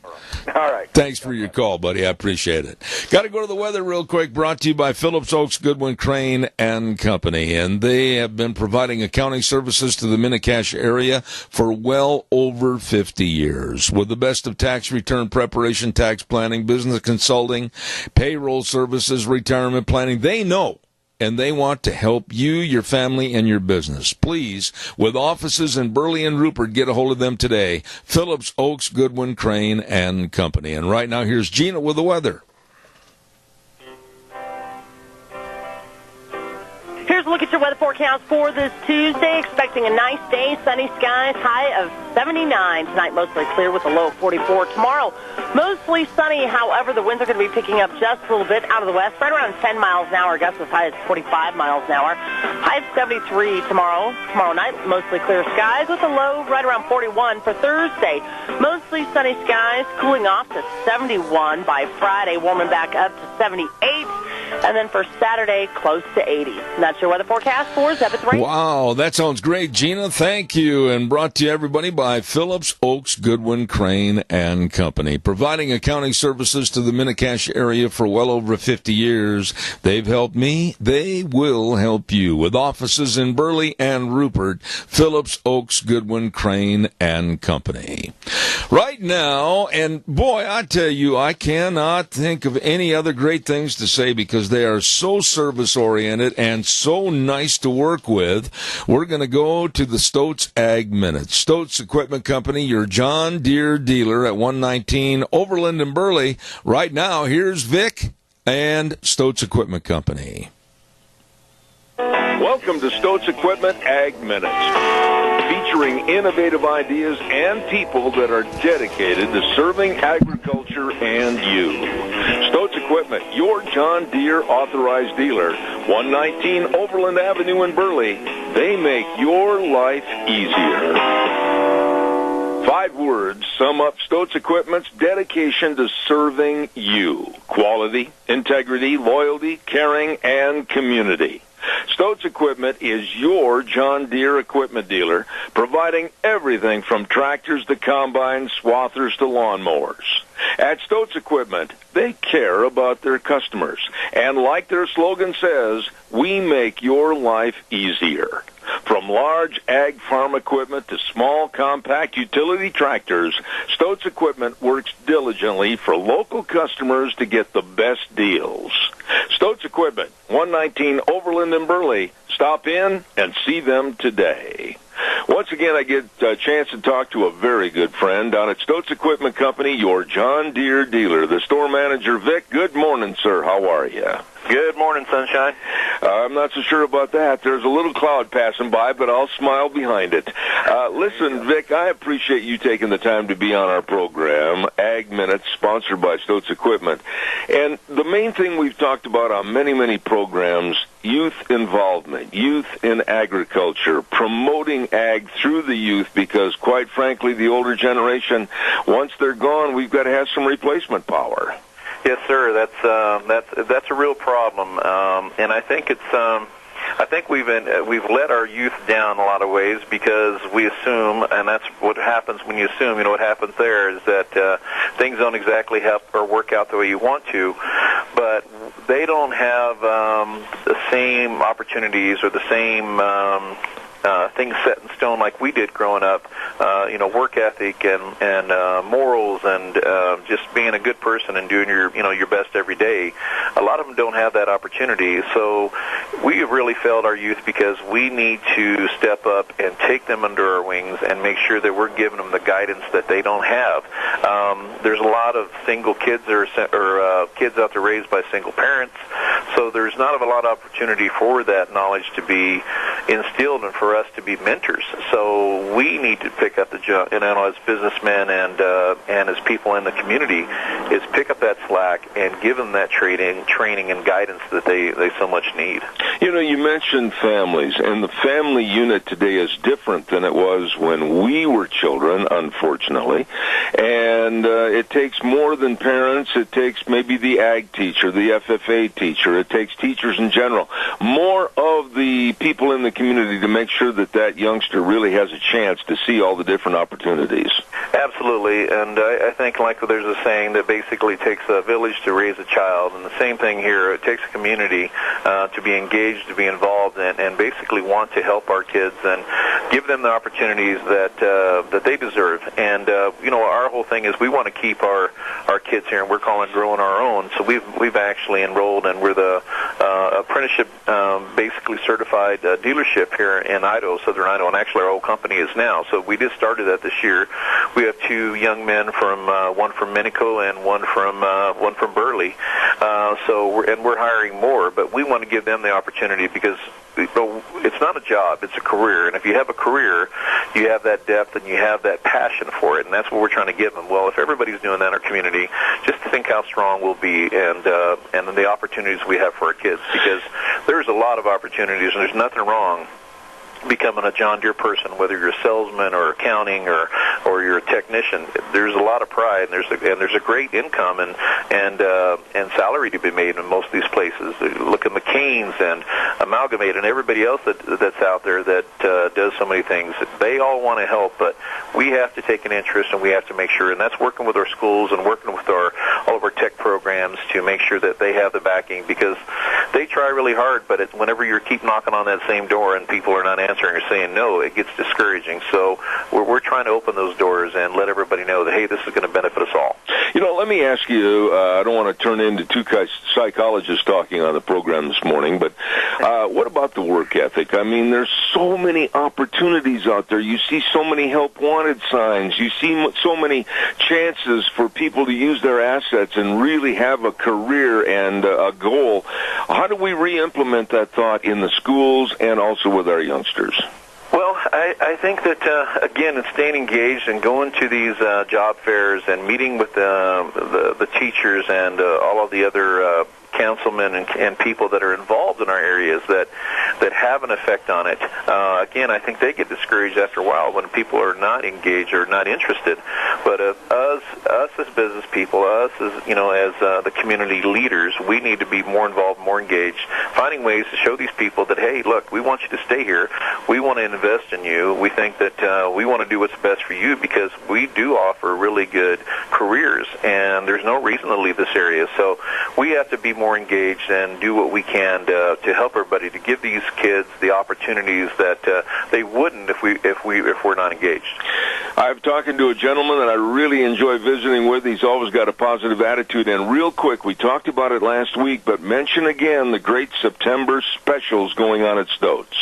Just come and see us. You won't be disappointed. We're trying to help everybody. That's my thing. And I'm not trying to sell you something. I'm trying to put you in something that will help you take advantage of the discounts, take advantage of the special financing, and just come down and drive one and see what you think, and we won't sell it to you unless you're happy.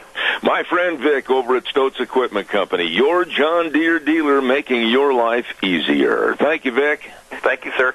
Thanks for listening to Stotz Equipment's Ag Minutes, your John Deere equipment dealer at 119 Overland in Burley. At Stotz, they want to make your life easier.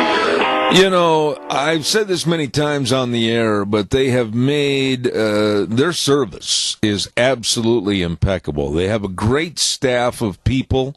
I don't want to mention all the names because I know I'd probably forget someone, but oh my goodness, I bought a brand new John Deere tractor from them, and I guarantee you they will take care of you. Stoats Equipment Company, your John Deere dealer at 119 Overland in Burley.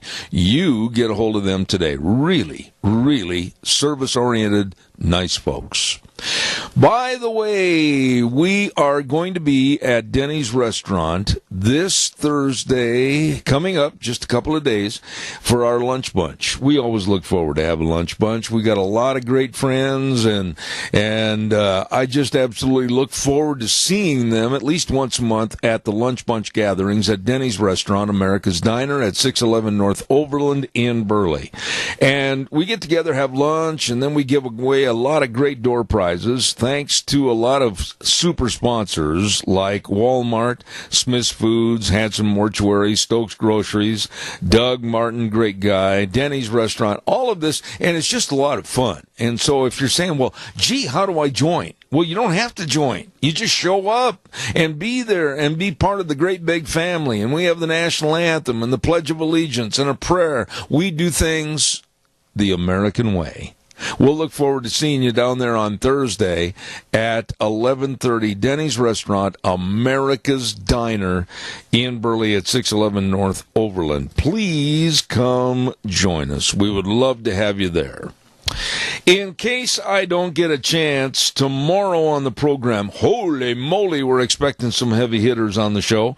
Dave Bigo, Indianapolis, Indiana. John Horvat. We're going to have climatologist Tim Ball on the air that really knows what's going on.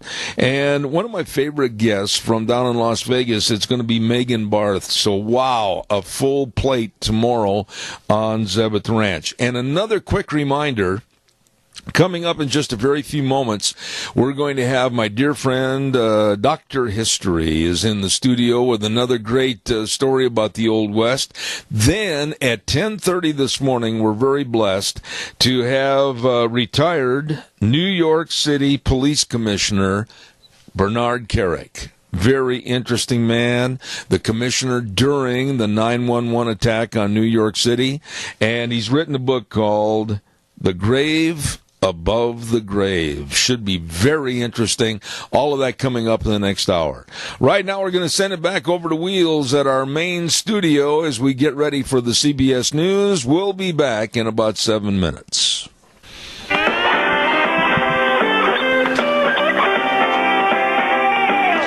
Oh, good morning, Zeb at the Ranch, back again for hour number 3. I'm here in my studio. Wheels is over in his studio. My goodness, things are really going great. Hey, Zeb at the Ranch brought to you by our major sponsor, your Magic Valley Les Schwab Tire Centers, all 7 locations serving you with a great big fall tire sale right now.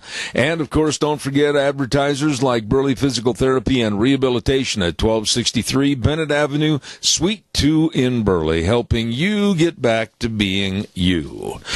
Holy cow, I know these people really want to serve you, and they've expanded their business. Who am I talking about? Dino Septic Service. And you're going, oh, good, because I don't want to do that job. Well, you don't have to. You don't have to stand out there and pump a septic tank. You don't have to clean out those drain lines. Ooh, they'll help you because they're really good at what they do. Dino Septic Service. Like I said, they've recently expanded to better serve all of us here in the Magic Valley.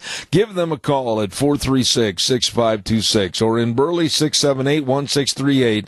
And believe me, fast, fair, friendly service serving you. Dino Septic Service. You call them today.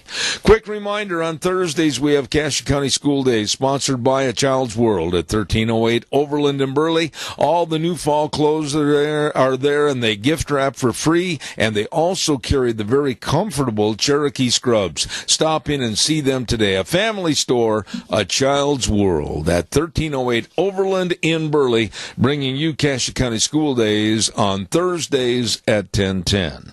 Well, look who's here, Dr. History. Good morning. Good morning, Zeb. How you doing? I'm good. Good. Hey, before we go, I want to just say hi to a few listeners. Okay. Dave, Austin, Sean, Val.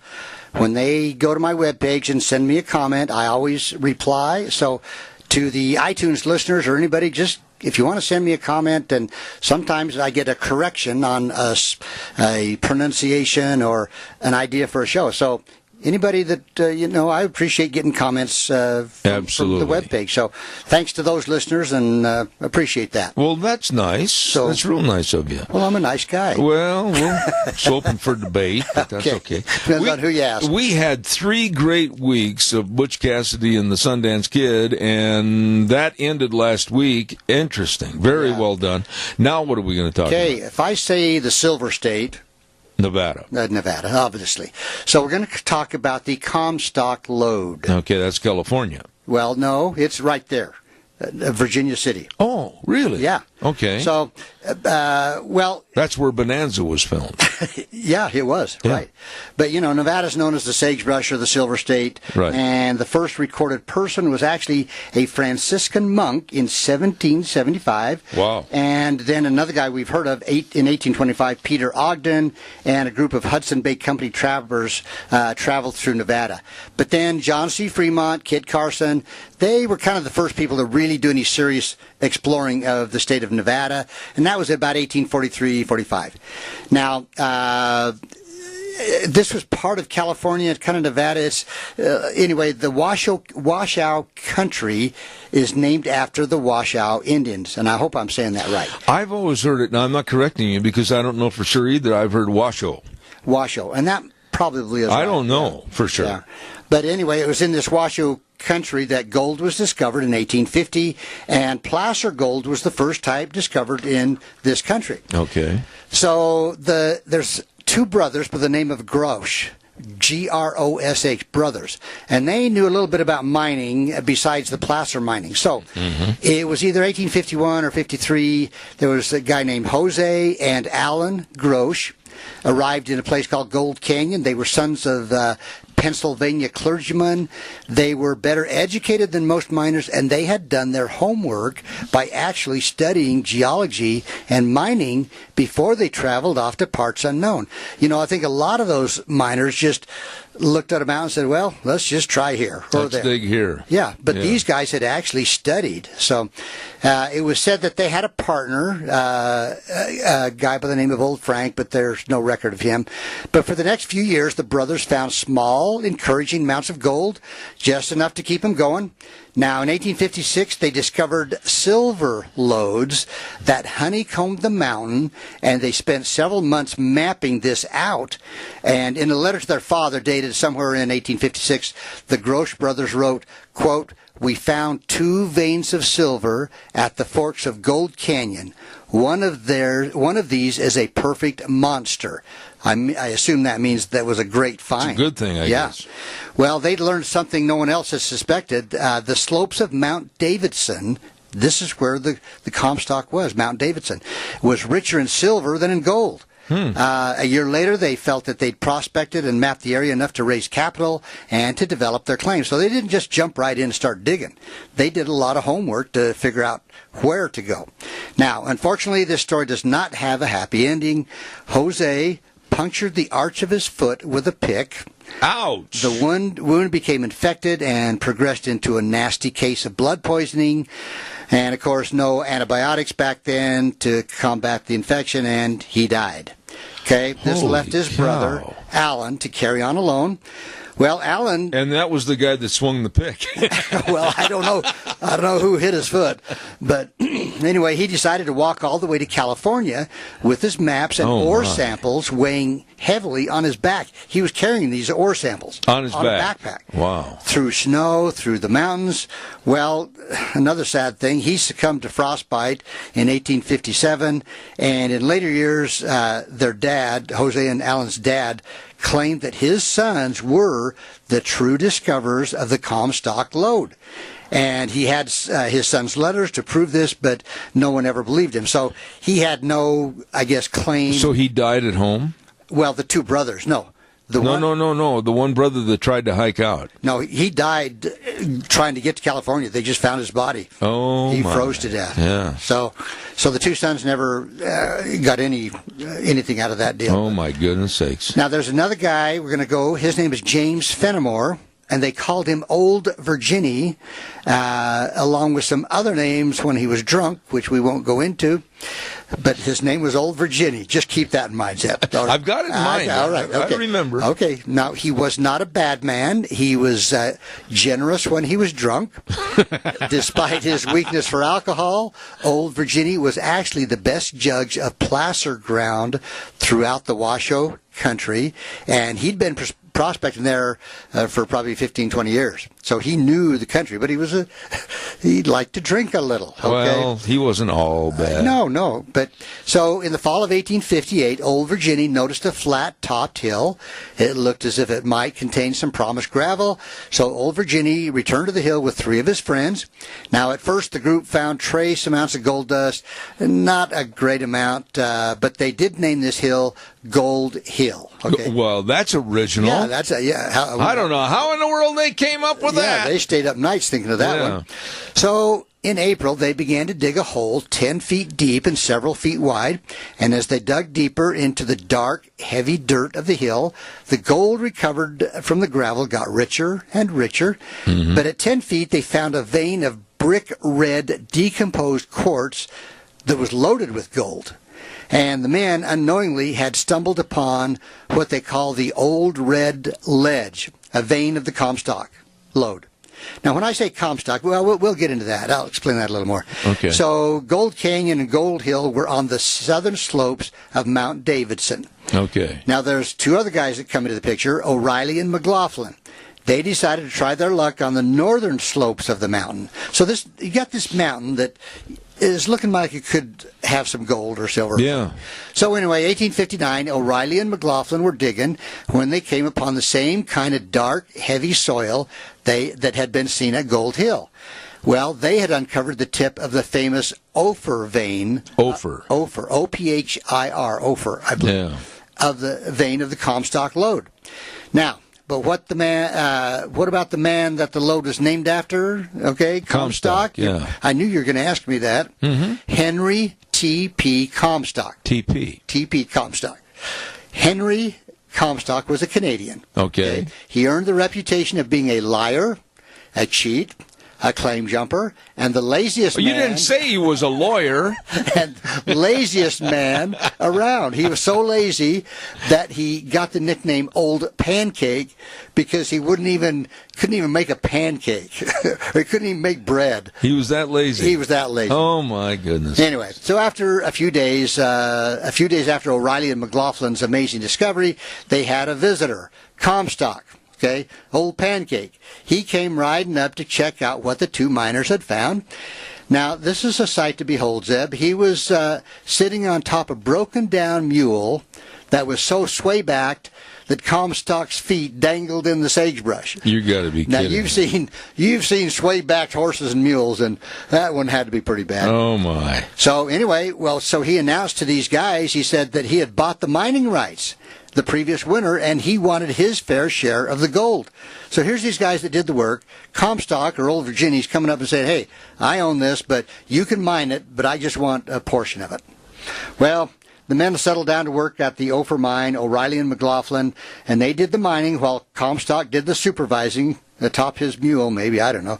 But he would urge them to work harder on, quote, my mine, and be sure not to lose any of, quote, my gold.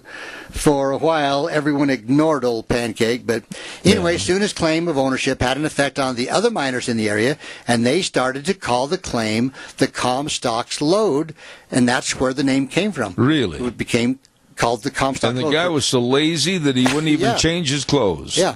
So this was an area, this Mount Davidson. I see. The Comstock Lode includes this whole area. Well, and actually this site averaged $300 a day, which was amazing. That's pretty good money back then. That's really good. What would that be today? At least 10 times, don't you think? Oh, at least. So, but the gold-rich dark soil ran out, and now the men found a heavy bluish quartz. Now, this was particularly strange because it was kind of a lumpy ore, and they really didn't know what to do with it, so they just kind of piled it off to the one side because they didn't think it was worth anything. Uh-oh. Right? Well, They sent several ore samples of this bluish quartz to Nevada City, California, to be assayed. The answer was incredible. The heavy blue ore turned out to contain 75% pure silver and 25% gold. Its value at that time, $4,000 a ton. A ton. 4,000. And that would be, wow. Yeah. Yeah. Well, so the partners, they actually sold their shares in this Ophir mine.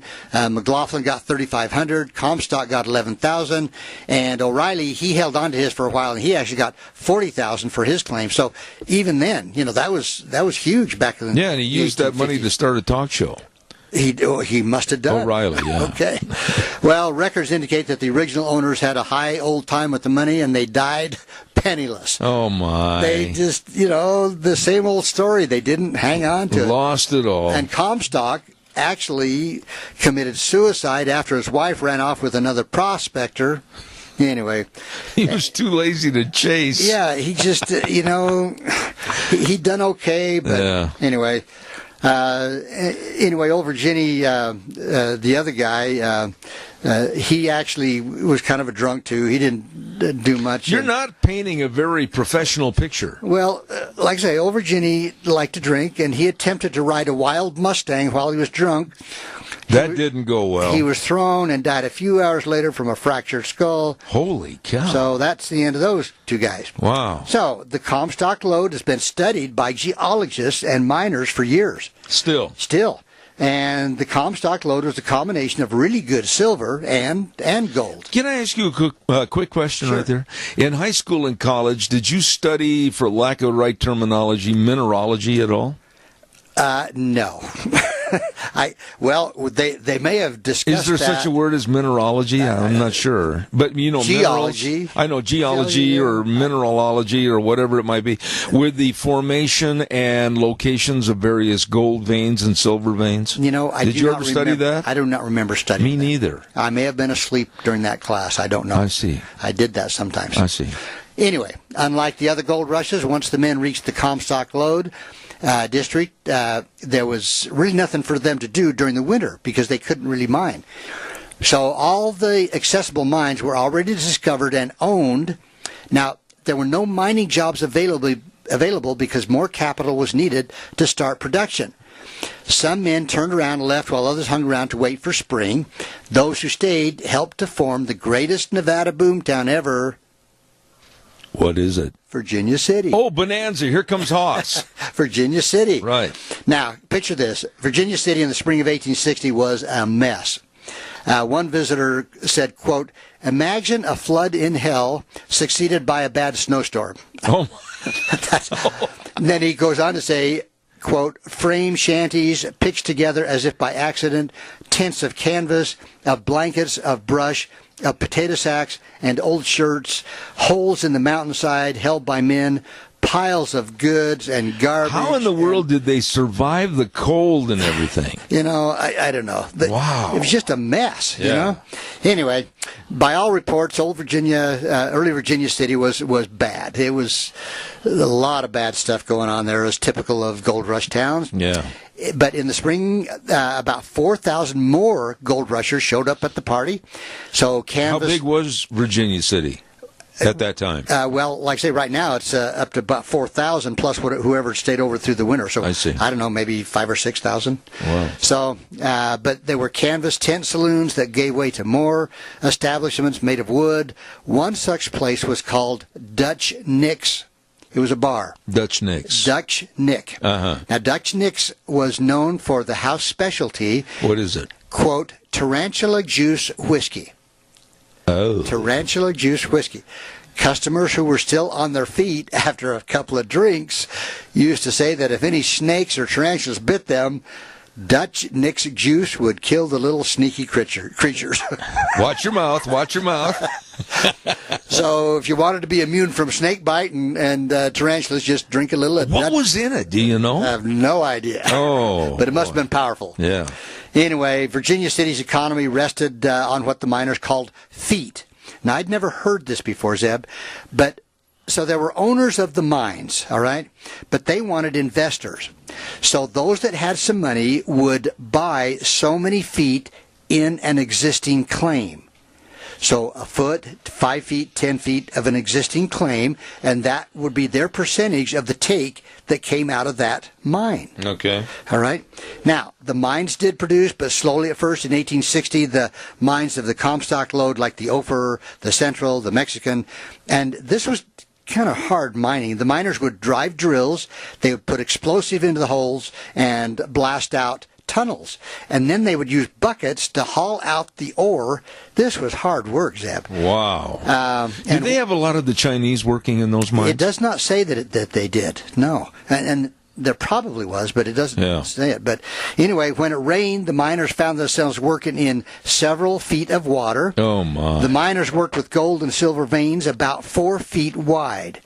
Now, the deeper they went, the wider the veins became until they reached a width of 200 feet. So you got a vein, of this gold, silver and gold quartz 200 feet wide. Wow. Now, no one had ever handled a tunnel so wide, and no one knew how to prevent the cave-ins. Oh, my. So there was a guy named Philip, and this is a German name, so I'm going to try. Philip Diedesheimer. Oh, that's good. He was a young German engineer who moved to California in 1851. Okay, Mr. Diedesheimer. Mr. Diedesheimer. And it took him 1 month to invent the revolutionary, quote, square set. And I'm going to try to explain that. It's a method of timbering that is still in use today. Oh, so the mine shaft. Right. Yeah. So it's a method of timbering that he developed so they wouldn't have the cave-ins. Right. So, like I say, it's used for years and years after that. But so after this, the Comstock lode was even more accessible. They could go deeper and farther. So, how did they get it out? Just by buckets. By buckets? They didn't use mules or anything? Well, I don't think it was big enough at that point. And some of the shafts went down and then vertical or horizontal. Oh my! So they would dig a hole down and then go out sideways. What did they use for light? Probably those little coal, the ones the coal miners you've seen with the little light on the front, little wick on the front that burns some kind of oil. But holy cow! But and again, it's one thing to get the ore and another thing to process it. Now, in 1861, the richest ore mined at the Comstock lode was actually sent clear to England to be smelted. That took a while. Yeah. And the smelting is a large, high-temperature process.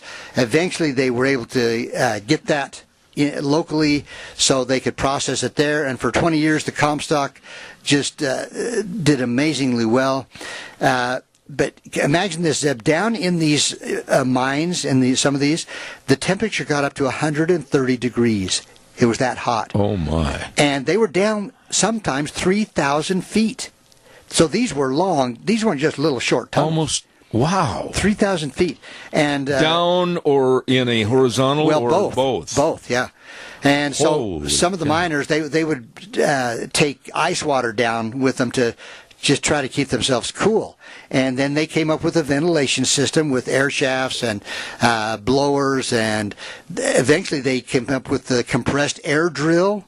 Really? And by then they were able to drill holes with this compressed air drill. And the digging of that mine was absolutely fascinating to me. How did they do that? Well, pick and shovel and dynamite. And dynamite. Yeah. But by 1881, the Comstock lode was the Western mining showplace, and the recently created United States Geological Survey commented, quote, "The Comstock lode is the chief focus of mining activity in the region west of the Rocky Mountains. It represents the most highly organized phase of technical mining which has been reached west of the Mississippi River."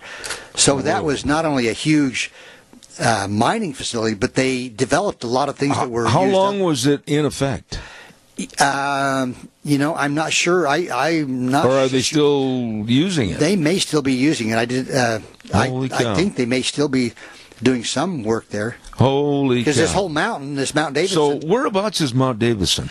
I should know, but I don't. I was going to look at a map so I could tell you exactly, but it's Virginia City is the closest place. So It's over there, Virginia City, Nevada, right next to California. I'll stop at the ranch where Bonanza is, and I'll ask Haas. I'd love to. Okay. But this is really fascinating to me. The ingenuity, the hard work and the blood, sweat, and tears that went into mining. I couldn't do it because I can't stand to be in enclosed places like that. Well, I'm kind of lazy, so I'd be looking at saying, how can we do this easier? So you're in business with Comstock. I'm with Comstock. I'm going to sit on that old mule and say, you guys drag your feet. Just keep it working. No, I can't go into caves. I will somebody said one time, have you ever been to the ice caves? And I said, no. Well, let's go sometime. And I said, go ahead. I'm not getting down there. Not doing it. Nope. Anyway, that's the story of the Comstock lode and one of the more famous silver and gold. What we need to do is get mineralogist or a geologist or whatever on our program sometime. Yeah. And explain about gold and silver and how they are processed by nature to come into being. Do you know all that stuff? I don't. I mean, I've read it, but I don't understand. Me neither. When you talk about the magma and the crust and the all that stuff, I don't know. Well, you're supposed to know everything. That's what you keep telling my wife and I when you come in the house. I was trying to see where it might say if it's still going. That'd be interesting. But I'm not seeing it here. But it does say that they mined $21 million of gold and $38 million worth of silver that came out of the Comstock. Wow. I mean, it was huge. That was interesting, but I could never, ever be a miner. No way. I'd stand outside, and that's as far as I go. Can't do it. I went down into a coal mine. Real quick. In Wales, South Wales. Oh, did you? Where they were mining coal. And that was, I was down there for a few hours, and that was enough. You were down there a few hours? Yeah, we went down. I could probably make it 60 seconds. And to think, my great-grandfather worked in one of those coal mines. Oh. For like 10 years. Man, no way. No way. Me too, yeah. But listen, Doc, you did it again. Thank you, Zeb. All right. God bless you, man. We'll see you next week. All right, sounds good. Dr. History right here on Zeb at the Ranch. Right now, let's send it back over to our main studio. We'll be back in 3 minutes. And now, back to Zeb at the Ranch on AM 1230 KVAR. To reach Zeb, call 436-2244 or toll free 1-866-927-4587.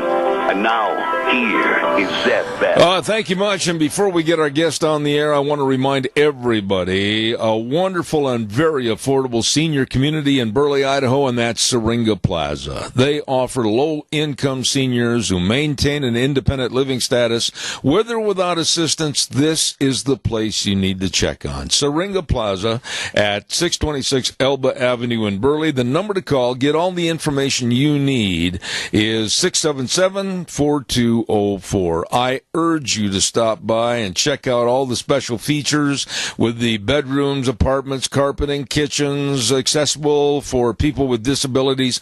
All of this and more at Syringa Plaza. Very affordable senior community in Burley, 677-4204.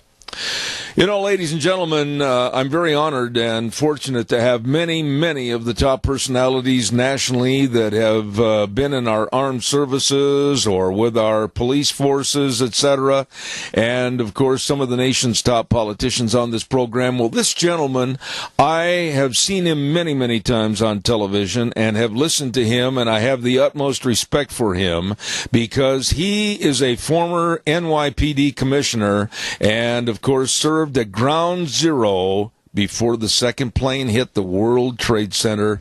I say a good morning to Mr. Bernard Carrick. Good morning, sir. How are you? Sir. Once again, I'll say we had a little trouble in the connection. Are you there, sir? I'm good. Very good. Mr. Carrick, I want to start things off by asking about 911. I'm very concerned that might be repeated in the future, and I think you share the same concerns. What was it like, and I don't mean to minimize this, but what was it like at Ground Zero in New York City after the Trade Center attack? Well, listen, initially I didn't know it was an attack. I thought it was an accident. And I had responded to the scene to meet with the mayor. And when I got there, about 4 or 5 minutes after I got there, the second plane slammed through the north side of the tower. And at that point, I knew we were under attack. the police commissioner of New York City has 55,000 men and women working for him. You have a lot of resources. The response was at a magnitude that no other response has ever been. And we dealt with it the best way we could. But it's something we should have learned from. We constantly learn from, and we have to make sure it never happens again.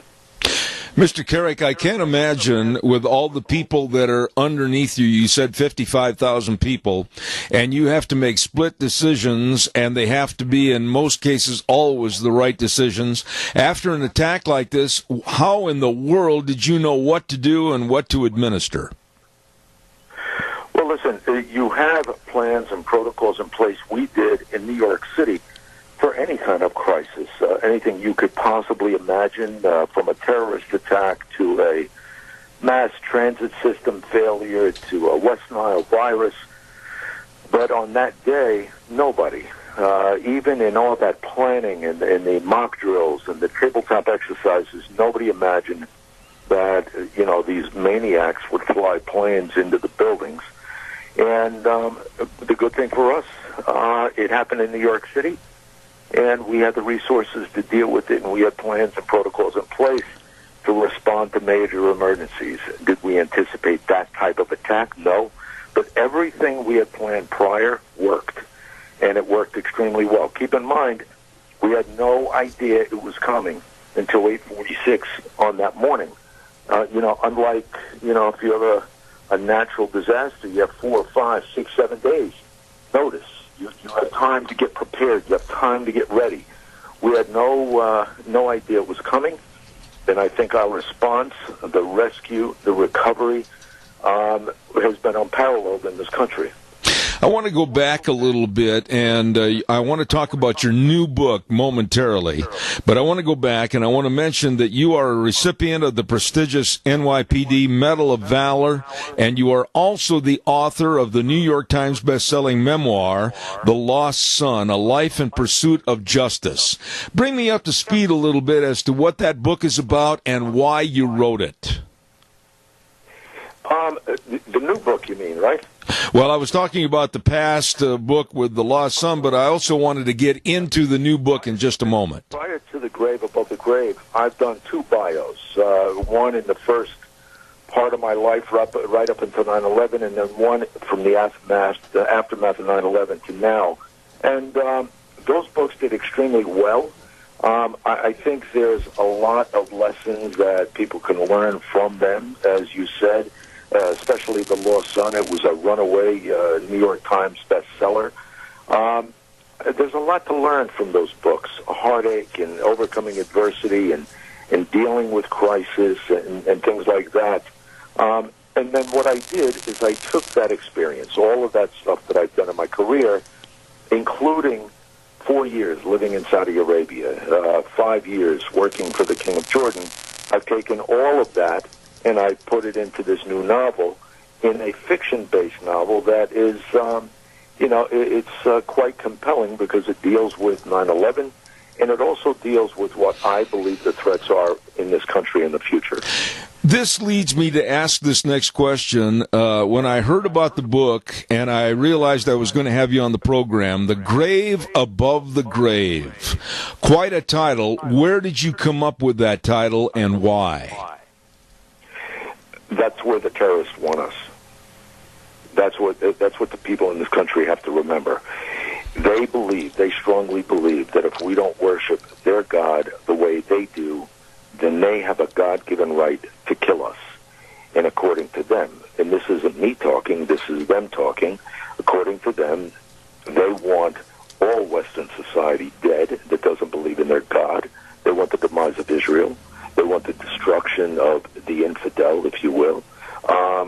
That's the way they think. That's what they believe. So I didn't think there could be a better title than the one I used.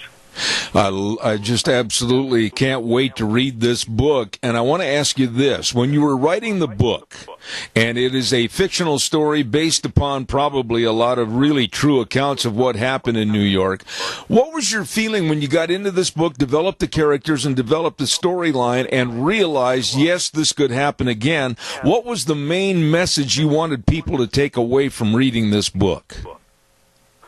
I want them to understand the threats that we still face.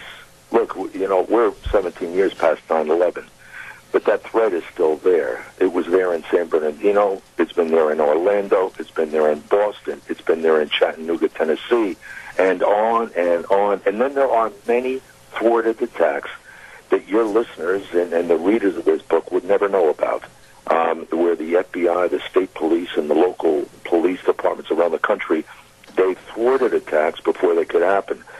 So that enemy is still there. And in my mind, I encompassed in the book what I thought the terrorists could do, what this enemy could do, how they communicate, how they acquire weapons, how they plan their attacks, what they believe, how they think they're going to get by the law enforcement authorities.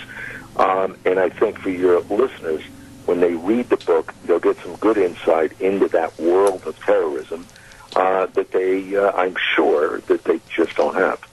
Let me ask you this question on a scale of 1 to 10, 1 being not very much and 10 being real scary for this country.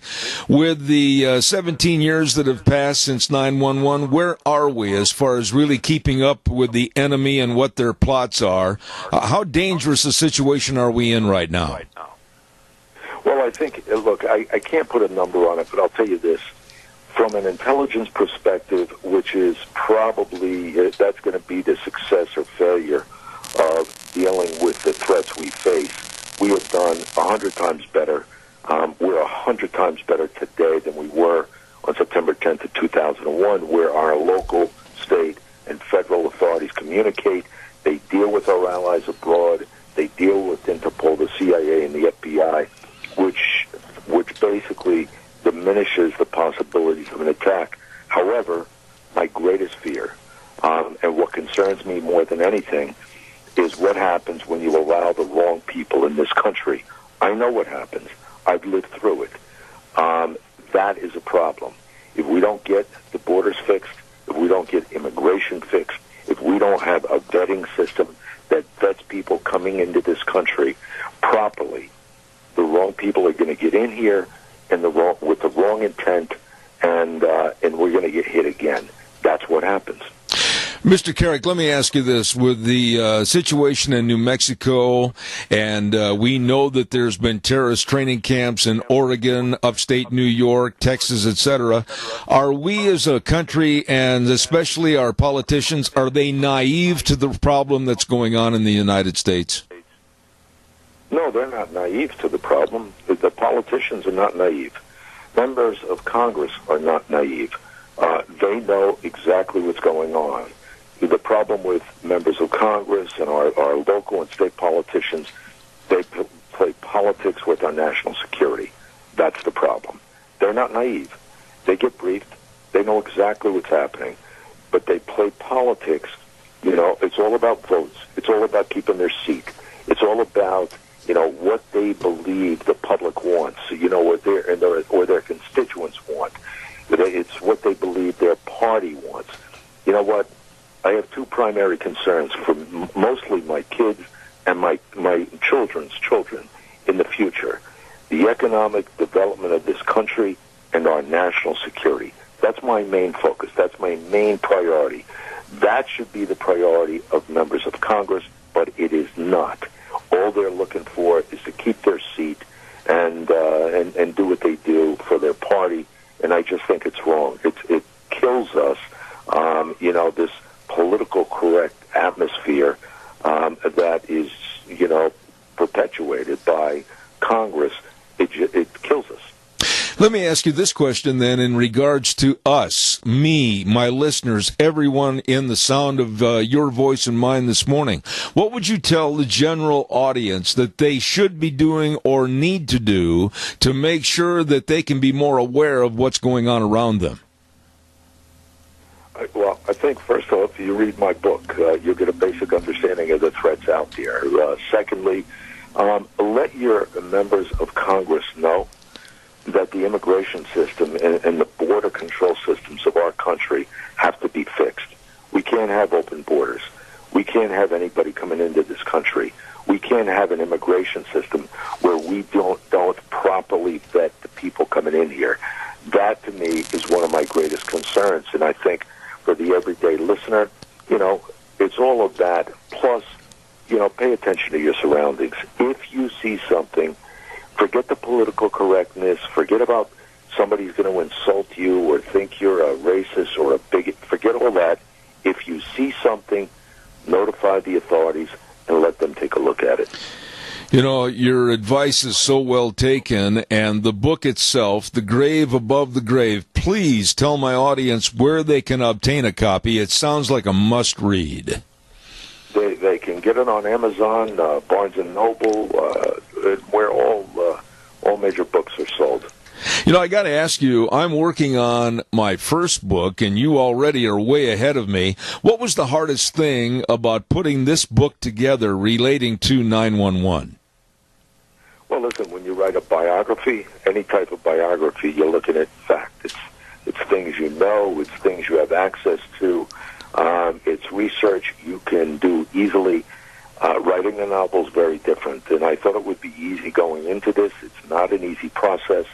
You create fictional characters, and, you could be halfway through the book, and then you're thinking, well, what was that guy's description, or where did I say he came from? Did he come from this state or that state? Or, you're constantly going back in time in the book and trying to make sure that everything is consistent, and it is not an easy process. But it's rewarding in the end, and I think it'll work out well. One final note, sir. As a former NYPD commissioner, involved in police work most all of your life, you must absolutely have a tear in your eye for what's going on with a lack of respect for our police forces across the country and the absolute heinous attitude of the criminals in snuffing out a lot of the lives of really great policemen. You know what? And that brings me to something I didn't say, and this is a good time to say it. I think, in today's world, I think people should think back when they think of the police and they hear all this anti-cop rhetoric and all this garbage that's going on today in the country. Think back to the day of September 11th and the reality that the men and women in the New York City Police Department, the Port Authority Police, and the New York City Fire Department effected the greatest rescue mission in the history of our country by taking 25,000 people out of those buildings in the immediate area and evacuating more than 1 million people into the four boroughs and into New Jersey within hours. There's nothing ever happened like that in this country. It's been unparalleled. It was the first responders. And at that time, the entire country united behind them. There was resilience. There was a love for the men and women in blue, in our communities. And today, 17 years later, people have forgotten. So true. So true. Sir, I want to commend you for this great book. I'm going to get a copy today, as a matter of fact. The Grave Above the Grave, written by former NYPD Commissioner Bernard Kerik. Thank you for taking the time to come on the show. Best wishes and success on the book. Thank you, sir. Thank you, sir. Really interesting individual, Bernard Kerik, and you've seen him many, many times on television, various interviews, and I will never forget the picture in my mind's eye of Mr. Kerik and, of course, President Bush standing at the rubble of 9/11. Very, very good book. It sounds like I got to get a copy of this. The Grave Above the Grave, written by Bernard Kerik. Wow, we've got to get a weather forecast on here real quick, and then I'll take some more of your phone calls. Appreciate it. Scarro's Meats bringing you the weather this hour at 331 North Road, Jerome. Hello, Don Scarrow and the rest of the crew over there, and you can call them at 324-7657 or go to their website, scarrowsmeats.com. Delicious meats. Now, with the weather forecast that we've had, like sunny and 70s, etc., maybe even nudging the 80s a little bit. Oh, lots of time to go out and barbecue. All the marinated pork ribs and the beef and the pork and the chicken and the tri-tips. Oh, it's delicious. You're going to love it. Call them today or stop over Scarro's Meats, 331 North Road, Jerome. The number 324-7657. Right now, here's Gina with the weather. Here's a look at your weather forecast for this Tuesday. Expecting a nice day, sunny skies, high of 79. Tonight, mostly clear with a low of 44. Tomorrow, mostly sunny. However, the winds are going to be picking up just a little bit out of the west, right around 10 miles an hour. Gusts as high as 45 miles an hour. High of 73 tomorrow. Tomorrow night, mostly clear skies with a low right around 41. For Thursday, mostly sunny skies, cooling off to 71 by Friday, warming back up to 78. And then for Saturday, close to 80. And that's your weather forecast for 7th Rain. Can't beat that. Thank you, Gina. Excellent job. Appreciate it. And the weather, of course, brought to you by Scarro's Meats, 331 North Road, Jerome. Changing the way we eat, one delicious bite at a time.